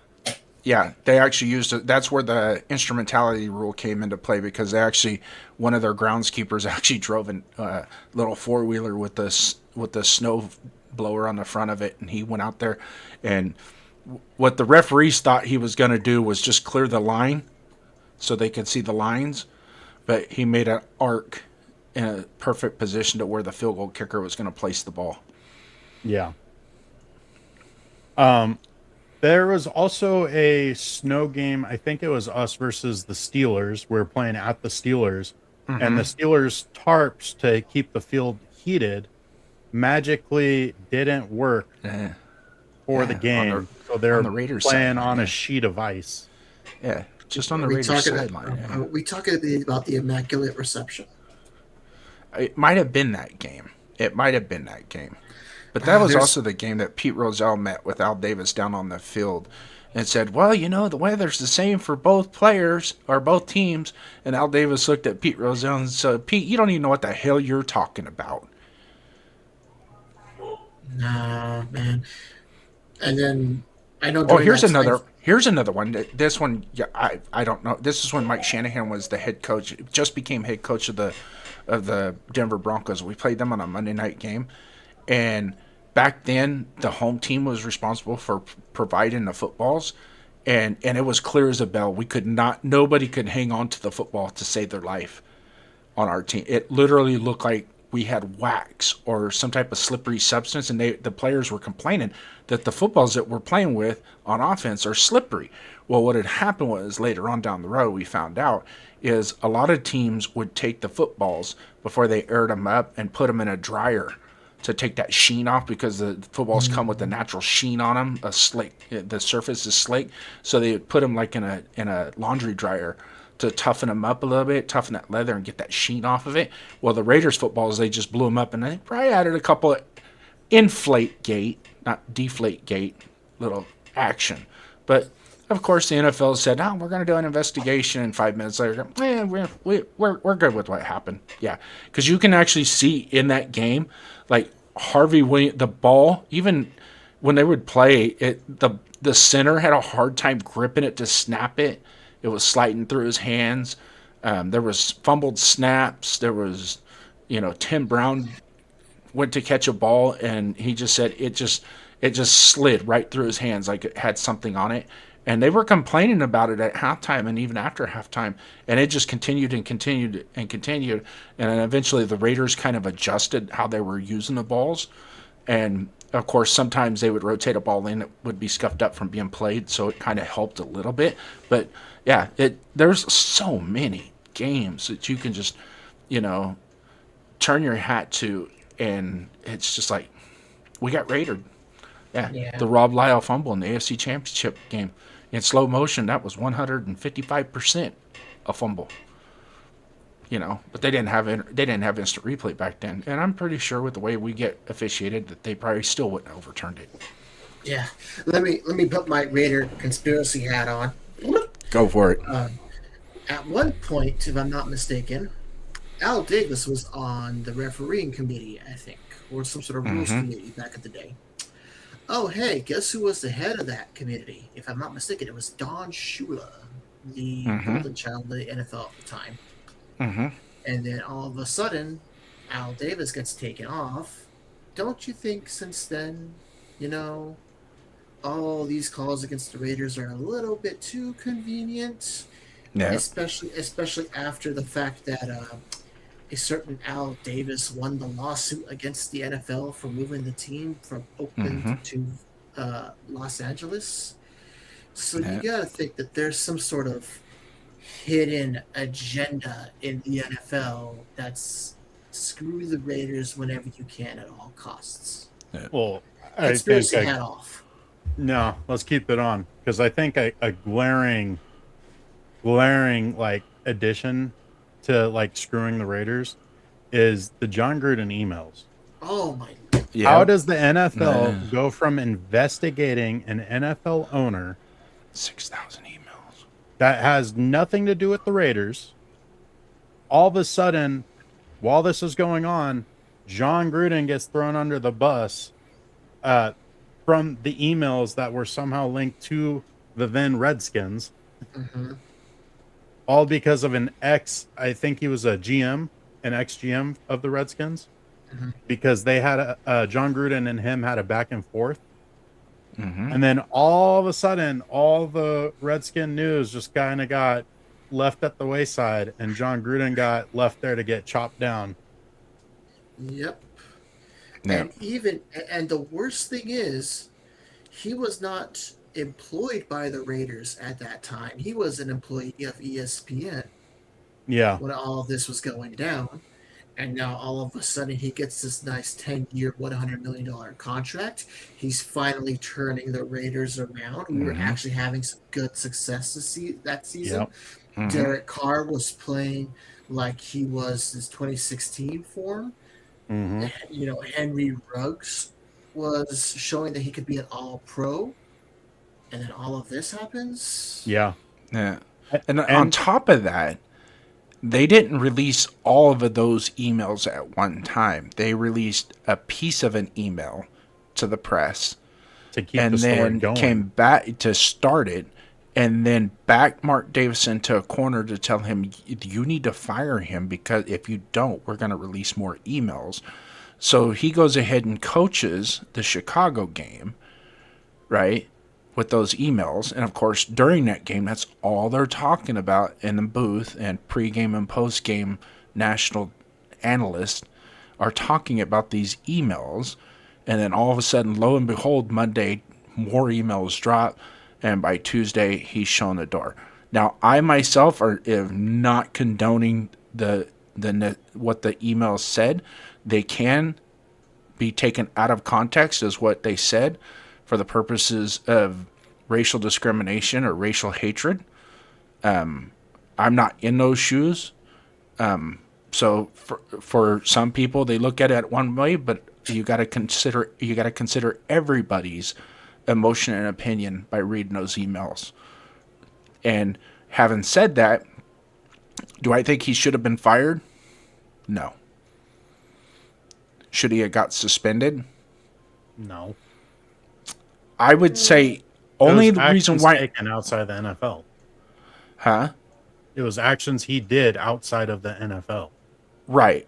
But and I know sometimes you can throw just a suspension, a reasonable suspension, not a gross suspension. Throw a reasonable suspension. This is what, if I was the NFL, this is the way I would have went. And it would have kept from being such a deluge of conspiracy. Is, hey, we're going to suspend him 3 games pending the outcome of this investigation. Let the story die down a little bit. He served a punishment, and then 3 games later he comes back and we're back rocking and rolling. Yeah, as a franchise. And that's the way, because they do that with players now. I mean, they, with Rashid Rice and some of these other guys, it's, well, he's got a 6-game suspension. Well, the 6-game suspension, once he starts serving that, and then it dies down. The story, the narrative starts to die down. And then you can move on. And then the NFL can say, well, we took punitive action against Gruden for an incident that occurred not while he was employed by the NFL, but at the same time was related to the NFL and the integrity of the brand. So we have to take some type of course of action. But as far as eliminating his employment altogether, not allowing him to be a coach, that, and at the time, the sensitivity of and the nature of the topic in and of itself, the NFL was they're going full tilt on all of it, because they were already in the middle of getting rid of Daniel Snyder, taking ownership away from him, and then changing the name of the owner of the team to appease certain units of people in society. So, and sometimes when you do that, it comes back to bite you in the ass. And as far as I'm concerned, the NFL took a big L in that whole situation, because nothing else came of it, of those emails. And you know what else is funny? Is John Gruden's lawsuit is kind of went silent. Why is that? What's going on? And he's been having those gaps, though. Yeah, but it's been having those quiet periods. Right. But he's more and more now in the focus. He's out there, and it's like, you can almost tell that he's probably getting close to coming back into the NFL, maybe in the next couple years in some capacity, whether it be a head coach, I don't know. But it almost has that feeling, because here's the thing, this is what's going to happen in that discovery, is all those emails now become discoverable, not just his. And the NFL doesn't want those to get out, because there's probably going to be more emails that are going to be more damning to the brand than just 3 or 4 of what John Gruden did before he became the head coach of the Raiders. And that's where we got raidered, is what happened. Because I can tell you this, I bet you there's some emails involving Robert Kraft, from Robert Kraft to Daniel Snyder, that maybe they don't want getting out, or some emails from Jerry Jones that they don't want getting out. And so they're going to fight tooth and nail to keep that discovery from going to the courtroom and everybody to get to see the whole thing spread out. And then it's going to be like, well, guess what, Roger? You're fired. Yeah. Well, he's trying to save his job. Real quick, James Firpo, yes, we did mention the Raiders center pretty much missing the Super Bowl because he was partying in Mexico. But to get back to like the multi-tier policing of the league and like how the Raiders are treated differently, is the Chiefs employ wife beaters regularly, whether it's on the coaching staff or players themselves. Like Tyreek Hill literally punched his pregnant girlfriend in the stomach and still got drafted and no punishment. Like, and people constantly want to hype up Tyreek Hill as a great player, and he's an absolutely piece of shit human being. And he's proven it time and time again, even after he's been drafted, he's a piece of shit human being. But then here you got John Gruden that had emails, private emails back and forth with somebody who was working for ESPN at the time and not in the NFL. And then he gets suspended, or not suspended, but he basically loses his job because the NFL pressures the Raiders to fire him. And then Ardell added in Greg Hardy. Yeah, absolutely. And Jason mentioned Rashee Rice. And it's just the total, complete, like, just improportionate. Did you cover the Terrell Pryor one? No, I did not cover the Terrell Pryor one. Okay, let's talk about the Terrell Pryor situation for just a second. He got in trouble at Ohio State for taking cash for tattoos, correct? Yeah. Okay. Did he serve a punishment at Ohio State for that infraction? No, because he entered the supplemental draft. But he was put on suspension at Ohio State. I believe he lost his eligibility, correct? Yeah. So he is punished by Ohio State and the NCAA. Yeah. Okay. So then he gets drafted in a supplemental draft by the Raiders. And then all of a sudden he gets a 6-game suspension for that. It's like the man got punished once enough. Why punish him again? Hold on. Now all of a sudden, I'll bring up Brendan Sorsby for an example. Now, they didn't come out and say they're punishing Brendan Sorsby for his actions at college, because they're saying we don't do that. If they commit an infraction while a college athlete, we don't impose NFL sanctions or punishments for that. That's a college issue, right? Now, the Brendan Sorsby one is a little bit different because they hung their hat on the fact that he put litigation in place against the NCAA, and then once he was ruled eligible, all of a sudden decided he wants to go to the NFL draft to save face as a supplemental draft. And then on top of it, I believe the NFL said logistically all 32 teams would not be given ample time to make their analysis for a supplemental draft. In other words, they couldn't put together a supplemental draft in time. That's in the memo. You can infer that. So they bypassed that, saying he will be eligible for the 2027 draft, right? Which I still think, in a roundabout way, that was punishment levied by the NFL, because and I know they could put a supplemental draft together in 48 hours. These guys got enough tape on them; they can make their own evaluations quick. It doesn't take. You're not going to sit here and go, well, we've got to give 32 teams a whole month to evaluate him, and we're just not going to have time before the start of the season, and blah, blah, blah, blah, blah. Save it. 32 teams out there already got their book on him. There's probably 8 or 9 that are up in the upper echelon of maybe grabbing him in a 3rd or 4th round selection, and so on and so forth. So you already know that. So you can, on Tuesday, you can say, we'll have a supplemental draft on Saturday for Brendan Sorsby. You guys ready? Ready? Break. All right. Clock is starting. Put your bids in. Yeah. Yeah. How the heck did we go from talking about the Raiders preseason football, the ups and downs that we saw, all the way to talking about all the injustices done to the Raiders throughout the years? I might add, we're over an hour and 15 minutes into this podcast, and you know who we haven't mentioned? Or Who? We might have mentioned, but we haven't even talked about? Who? Fernando Mendoza. Wow. Well, we had a new member of the nation that we needed to indulge. So Right. Helping a brother out. Yeah. No. New team member. First preseason game, Fernando Mendoza goes out, lights it up, looks great, looks like he's made improvements, has done exactly what the doubters said he couldn't do.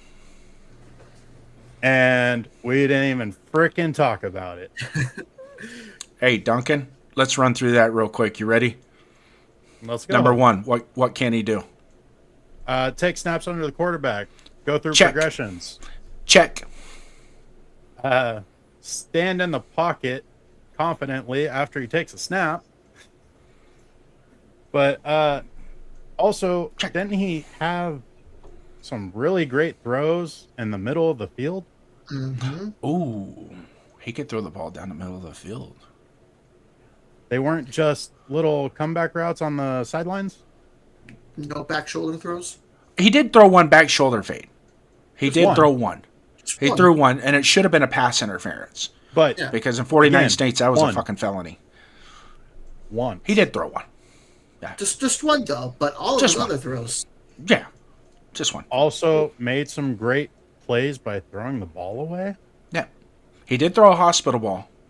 He did He throw did one, yes. He did throw a hospital ball. Luckily, it was to our 6'3" running back against a DB. So, Yeah. And if you watch the play over again, the hit looked worse than what it actually was. It's the Yeah. mere fact it knocked the ball loose. Good thing is the ball went down to the ground and not up in the air. And there's some context to that play in and of itself that kind of worries me a little bit in and of itself, the whole play in and of itself. One, he probably shouldn't have thrown that ball, but two, I think the receiver that was on the outside should have got upfield a little bit faster before the crossing route occurred, because if you watch when the play occurs, it's like the receiver and the running back are a little too close to each other. So it made it easy for that cornerback to come off of him and make that hit on the crossing route.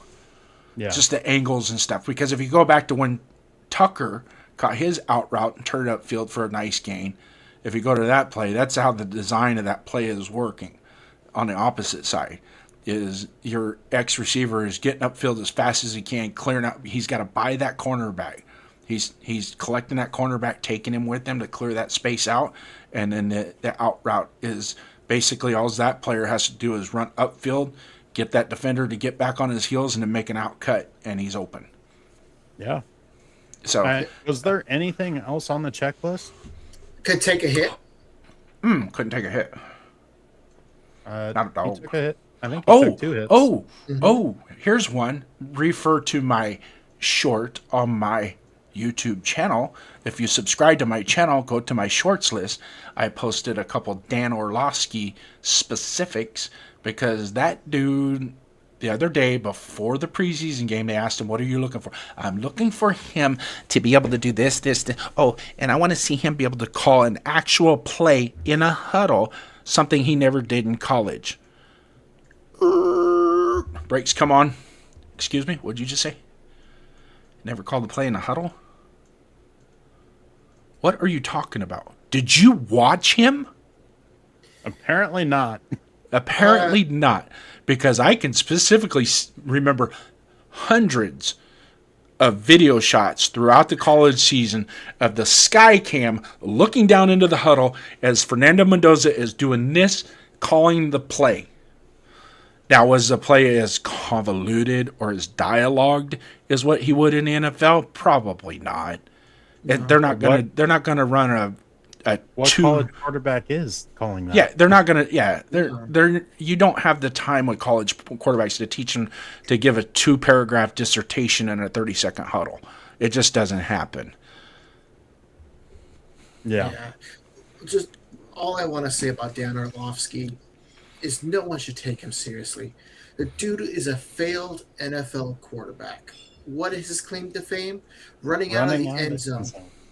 And what gives him the authority to speak about what a quarterback should do and what he's looking for? Well, the only thing that Mendoza should be looking for in terms of advice is the minority owner of the Las Vegas Raiders, who, he might be considered the greatest of all time. Orlovsky eats shit. No. Yeah. But we talked about Mendoza. He had a great first preseason. Oh, we're not done talking about him? We're on. I could go on for days. We got 2 more. I don't have to be in bed for another hour. I got to be in bed. I got work tomorrow. Yeah, I know. But I'm just kidding. Usually we try and push this to right about the 2-hour mark, ladies and gentlemen. You guys, everybody that's been in here has been great. I haven't put the poll together for Super Chatter for tonight. You want to do that, Duncan? Yeah, I can throw it up real quick. Okay. So what we're going to do is we're going to bring on, let's stick to 3 this time. I don't think there was actually 4. There was 3. We're going to put a poll up on who our Super Chatters were today. Those who brought the heat, brought the takes that kept us going. We kind of got to pause a little bit. We're only showing 6 or 7 in the classroom right now, but we had 20, 25 people sometimes in the classroom. Good students of it. Want to again thank Chris R. Meme Lord, that guy there, for coming in and helping us out today, being that third wheel, the team player, wingman in this whole process. He's dynamite. His Discord takes are fantastic. Not only that, try and give him a little taste of being on this side of the YouTube world, and hopefully someday he steps it up a little bit, and you never know, you might see him rocking and rolling on his own channel one day. We'll see. Yeah, well, I don't need no competitions. What I talk about, I'm going to be working with you. Huh? I'm going to be rallying your coattails. I tell you what, man, when in doubt, I'd bust out the professor, man. Because sometimes the professor will just say, you might not like it, what you have to hear, but you got to listen. So tonight's chatters that we're bringing in, Ardell, Izzy on Wheels. Izzy, we will start calling you Izzy from now on. JP Raiders has great takes, business decision, BDQ, most definitely, man. Thank you, brother, for coming in. But yeah, in the polls, we need at least 7 or 8 people to vote on this. All right, to make it count. Alex, you've been the winner before. Rosetown, step it up, man. Let's go. I know Alex probably came in a little late, but nonetheless, he's one of the better ones in our chat. I'm not Bueno Rorschach. I don't know if you guys are still listening or in the chat with us. But you guys too, you're always going to be in consideration, honorable mention for our Super Chatter for the night. But in the meantime, we're going to run this for 2 minutes. 2 minutes on the clock. And let's see who's got what. So, let's get back, kind of wrap this show up just a little bit. Chris, what you got going on, brother? What's new and exciting in your world? Nothing much, really, other than still trying to acclimate myself back to the North American weather and time zone, because it was totally different over there. You want to share where you were? Oh, I was in my mom's hometown, northwestern part of Germany. Probably like 45 minutes away from the Holland border. We took a trip to the Bavaria region, which is the southeastern, give or take, part of Germany. That was an 8-hour drive, so we spent a week over there, got to see a lot of the castles there, ate some Bavarian cuisine, drank a lot of damn good beer. Yeah, they make good beer over there, don't they? The greatest beer in the world, and I'll fight you. But it was nice. Really humid though. Man, it was humid. We were living in an old house, and that house has no air conditioning. So we would get these like random showers out of nowhere, and then after that, it just heats up. It's just like you're sweating buckets, man. Yeah. But I miss it. I want to start saving so I can go back in a couple of years. So That's good. That's good to do stuff like that. I'm not a big traveler, so, and really, in all honesty, being part Irish, part German, Scandinavian, I guess whatever my there's only five. I only have five things in 23andMe, but it's like Irish, English, Scandinavian. I know my name comes from the Irish. The potato famine era, our name was pretty popular. It was actually spelled Downes before it came yeah, to the United States and changed, and then incorporated into some of the not so beautiful parts of the United States. I know, trailing back, my mom actually did some Ancestry.com for me on my dad's side of the family, and you can see that there was really no when you from a societal standpoint, our family really didn't have much to work with, right. you know. So, and including up to with my dad's, you know, with my grandmothers and my dad and his brothers and sisters. I mean, they lived on the side of the road out of a car for 2.5 years, living under overpasses and stuff like that with 8 kids. Can you just imagine that? See, It's insane. my dad is the youngest of 13, but he's from Mexico. He got his citizenship serving in the army, in the United States Army. Yeah. So So what you got going on, Duncan, this week? Work, work, work, work, work. All right. Is not Skylar ready really, for the right? NHL? No. She's probably not going to be doing hockey because she wants to do dance, and both are kind of expensive. So Got to we're choose sticking to one. Yeah.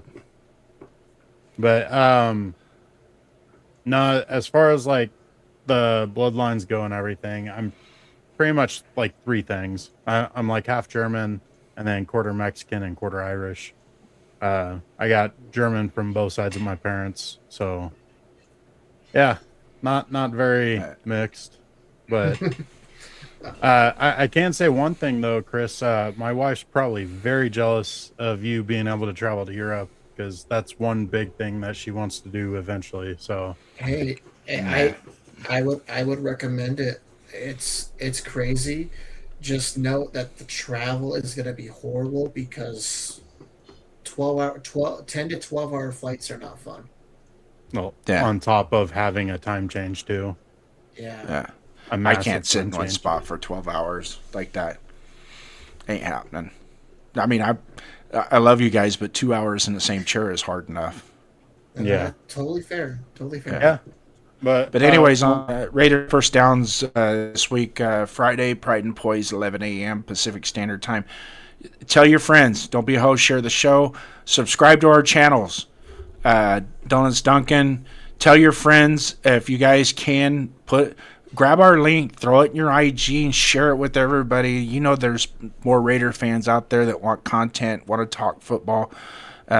Just like the warning said, these are our opinions. These are adult opinions of Raider Nation. They're not absolute, and at no time are they expressly consent or derived from the Las Vegas Raiders directly. They're just merely us being fans, having discussion, having disagreement. Sometimes it can get a little broad and a little boasty, but who cares, right? For all intents, this is all that I ask for those of you that don't like Fernando Mendoza. When he does, because he will become successful with this franchise, take everything you said, put it in your pocket, forget about it. Let's get on the train, and let's all become the way Raider Nation should be. Because it doesn't matter who he is without the helmet on, but with the helmet on, he's something special. I guarantee you that.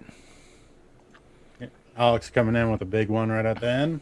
JD, look at the history with the Irish and Mexicans. Irish helped the Mexicans fight in the Texas War. They Yeah. celebrate Cinco de Mayo in Ireland as well. Yeah, they celebrate here and in Ireland, but they don't celebrate it in Mexico, which is weird. Because like my wife, she's like, "That's not a Mexican holiday. It's not." I go, No, "It's they not." do. She goes, "No, They no, do they don't. We Dia don't." de los Muertos. Yeah, Dias de Muertos, and Dias de Muertos, believe it or not, in their culture, it continues 365 days a year. Is you honor the dead consistently, and this is kind of might freak you out a little bit, but my wife works for the Turlock Cemetery, right, in Turlock, California. And her dad passed away a year ago. He's buried there.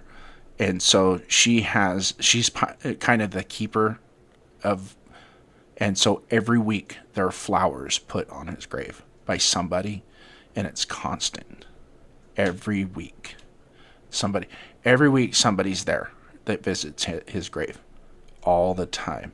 In my culture, we visit it once a year because in our culture, they're not there no more. They're here. They're here. They're not there. So, but that's kind of a weird way to end a Raiders podcast, isn't it? But seems we're all like human. our newly acquired Raider fan, Izzy, chatter of the night. Yeah. Congratulations, man. Yeah, but at the same time, we appreciate all you guys coming in. Alex, thanks for coming in. I know you were even a little bit late on the podcast here, but next week, same time, same station, 5 p.m. Pacific Standard Time on a Sunday. Check your calendars. If you like what we're doing, give us a thumbs up, give us a like. Go to our channels, leave comments on our channels. We will get back to you on those comments. Sometimes those comments grow better than what we see in the chat, and they become really good conversations. So just keep that in mind. But on behalf of Duncan, my co-host Duncan's Donut, our guest Chris R. Meme Lord, I'm Raiders First Downs JD, and we will see you next time. Same channel, same station. Once a Raider, always a Raider, and there's only one nation, that is the Raider Nation. Good night. Cold open, counted out. Yeah, we heard the talk. Cold nights and long losses, still we walk. Scoreboard hurt, but the heart stayed real. Still wear the black, still flash the shield. From Oakland roots to Vegas dust, pain in the season, but we still trust. They say it's over, I say move on, but Raider pride don't ever gone. Show me your shield, hold it high, don't bend. Show me your shield, ride it out to the end. Win or lose, yeah, we still reveal Raider Nation.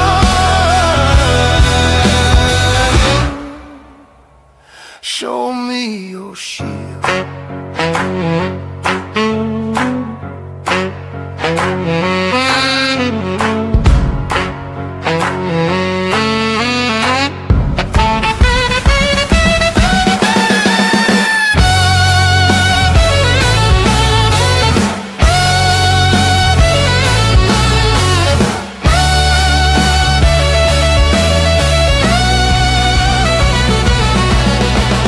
Lost some games, but the faith don't go. Ain't here for shine, here for soul. Show me your.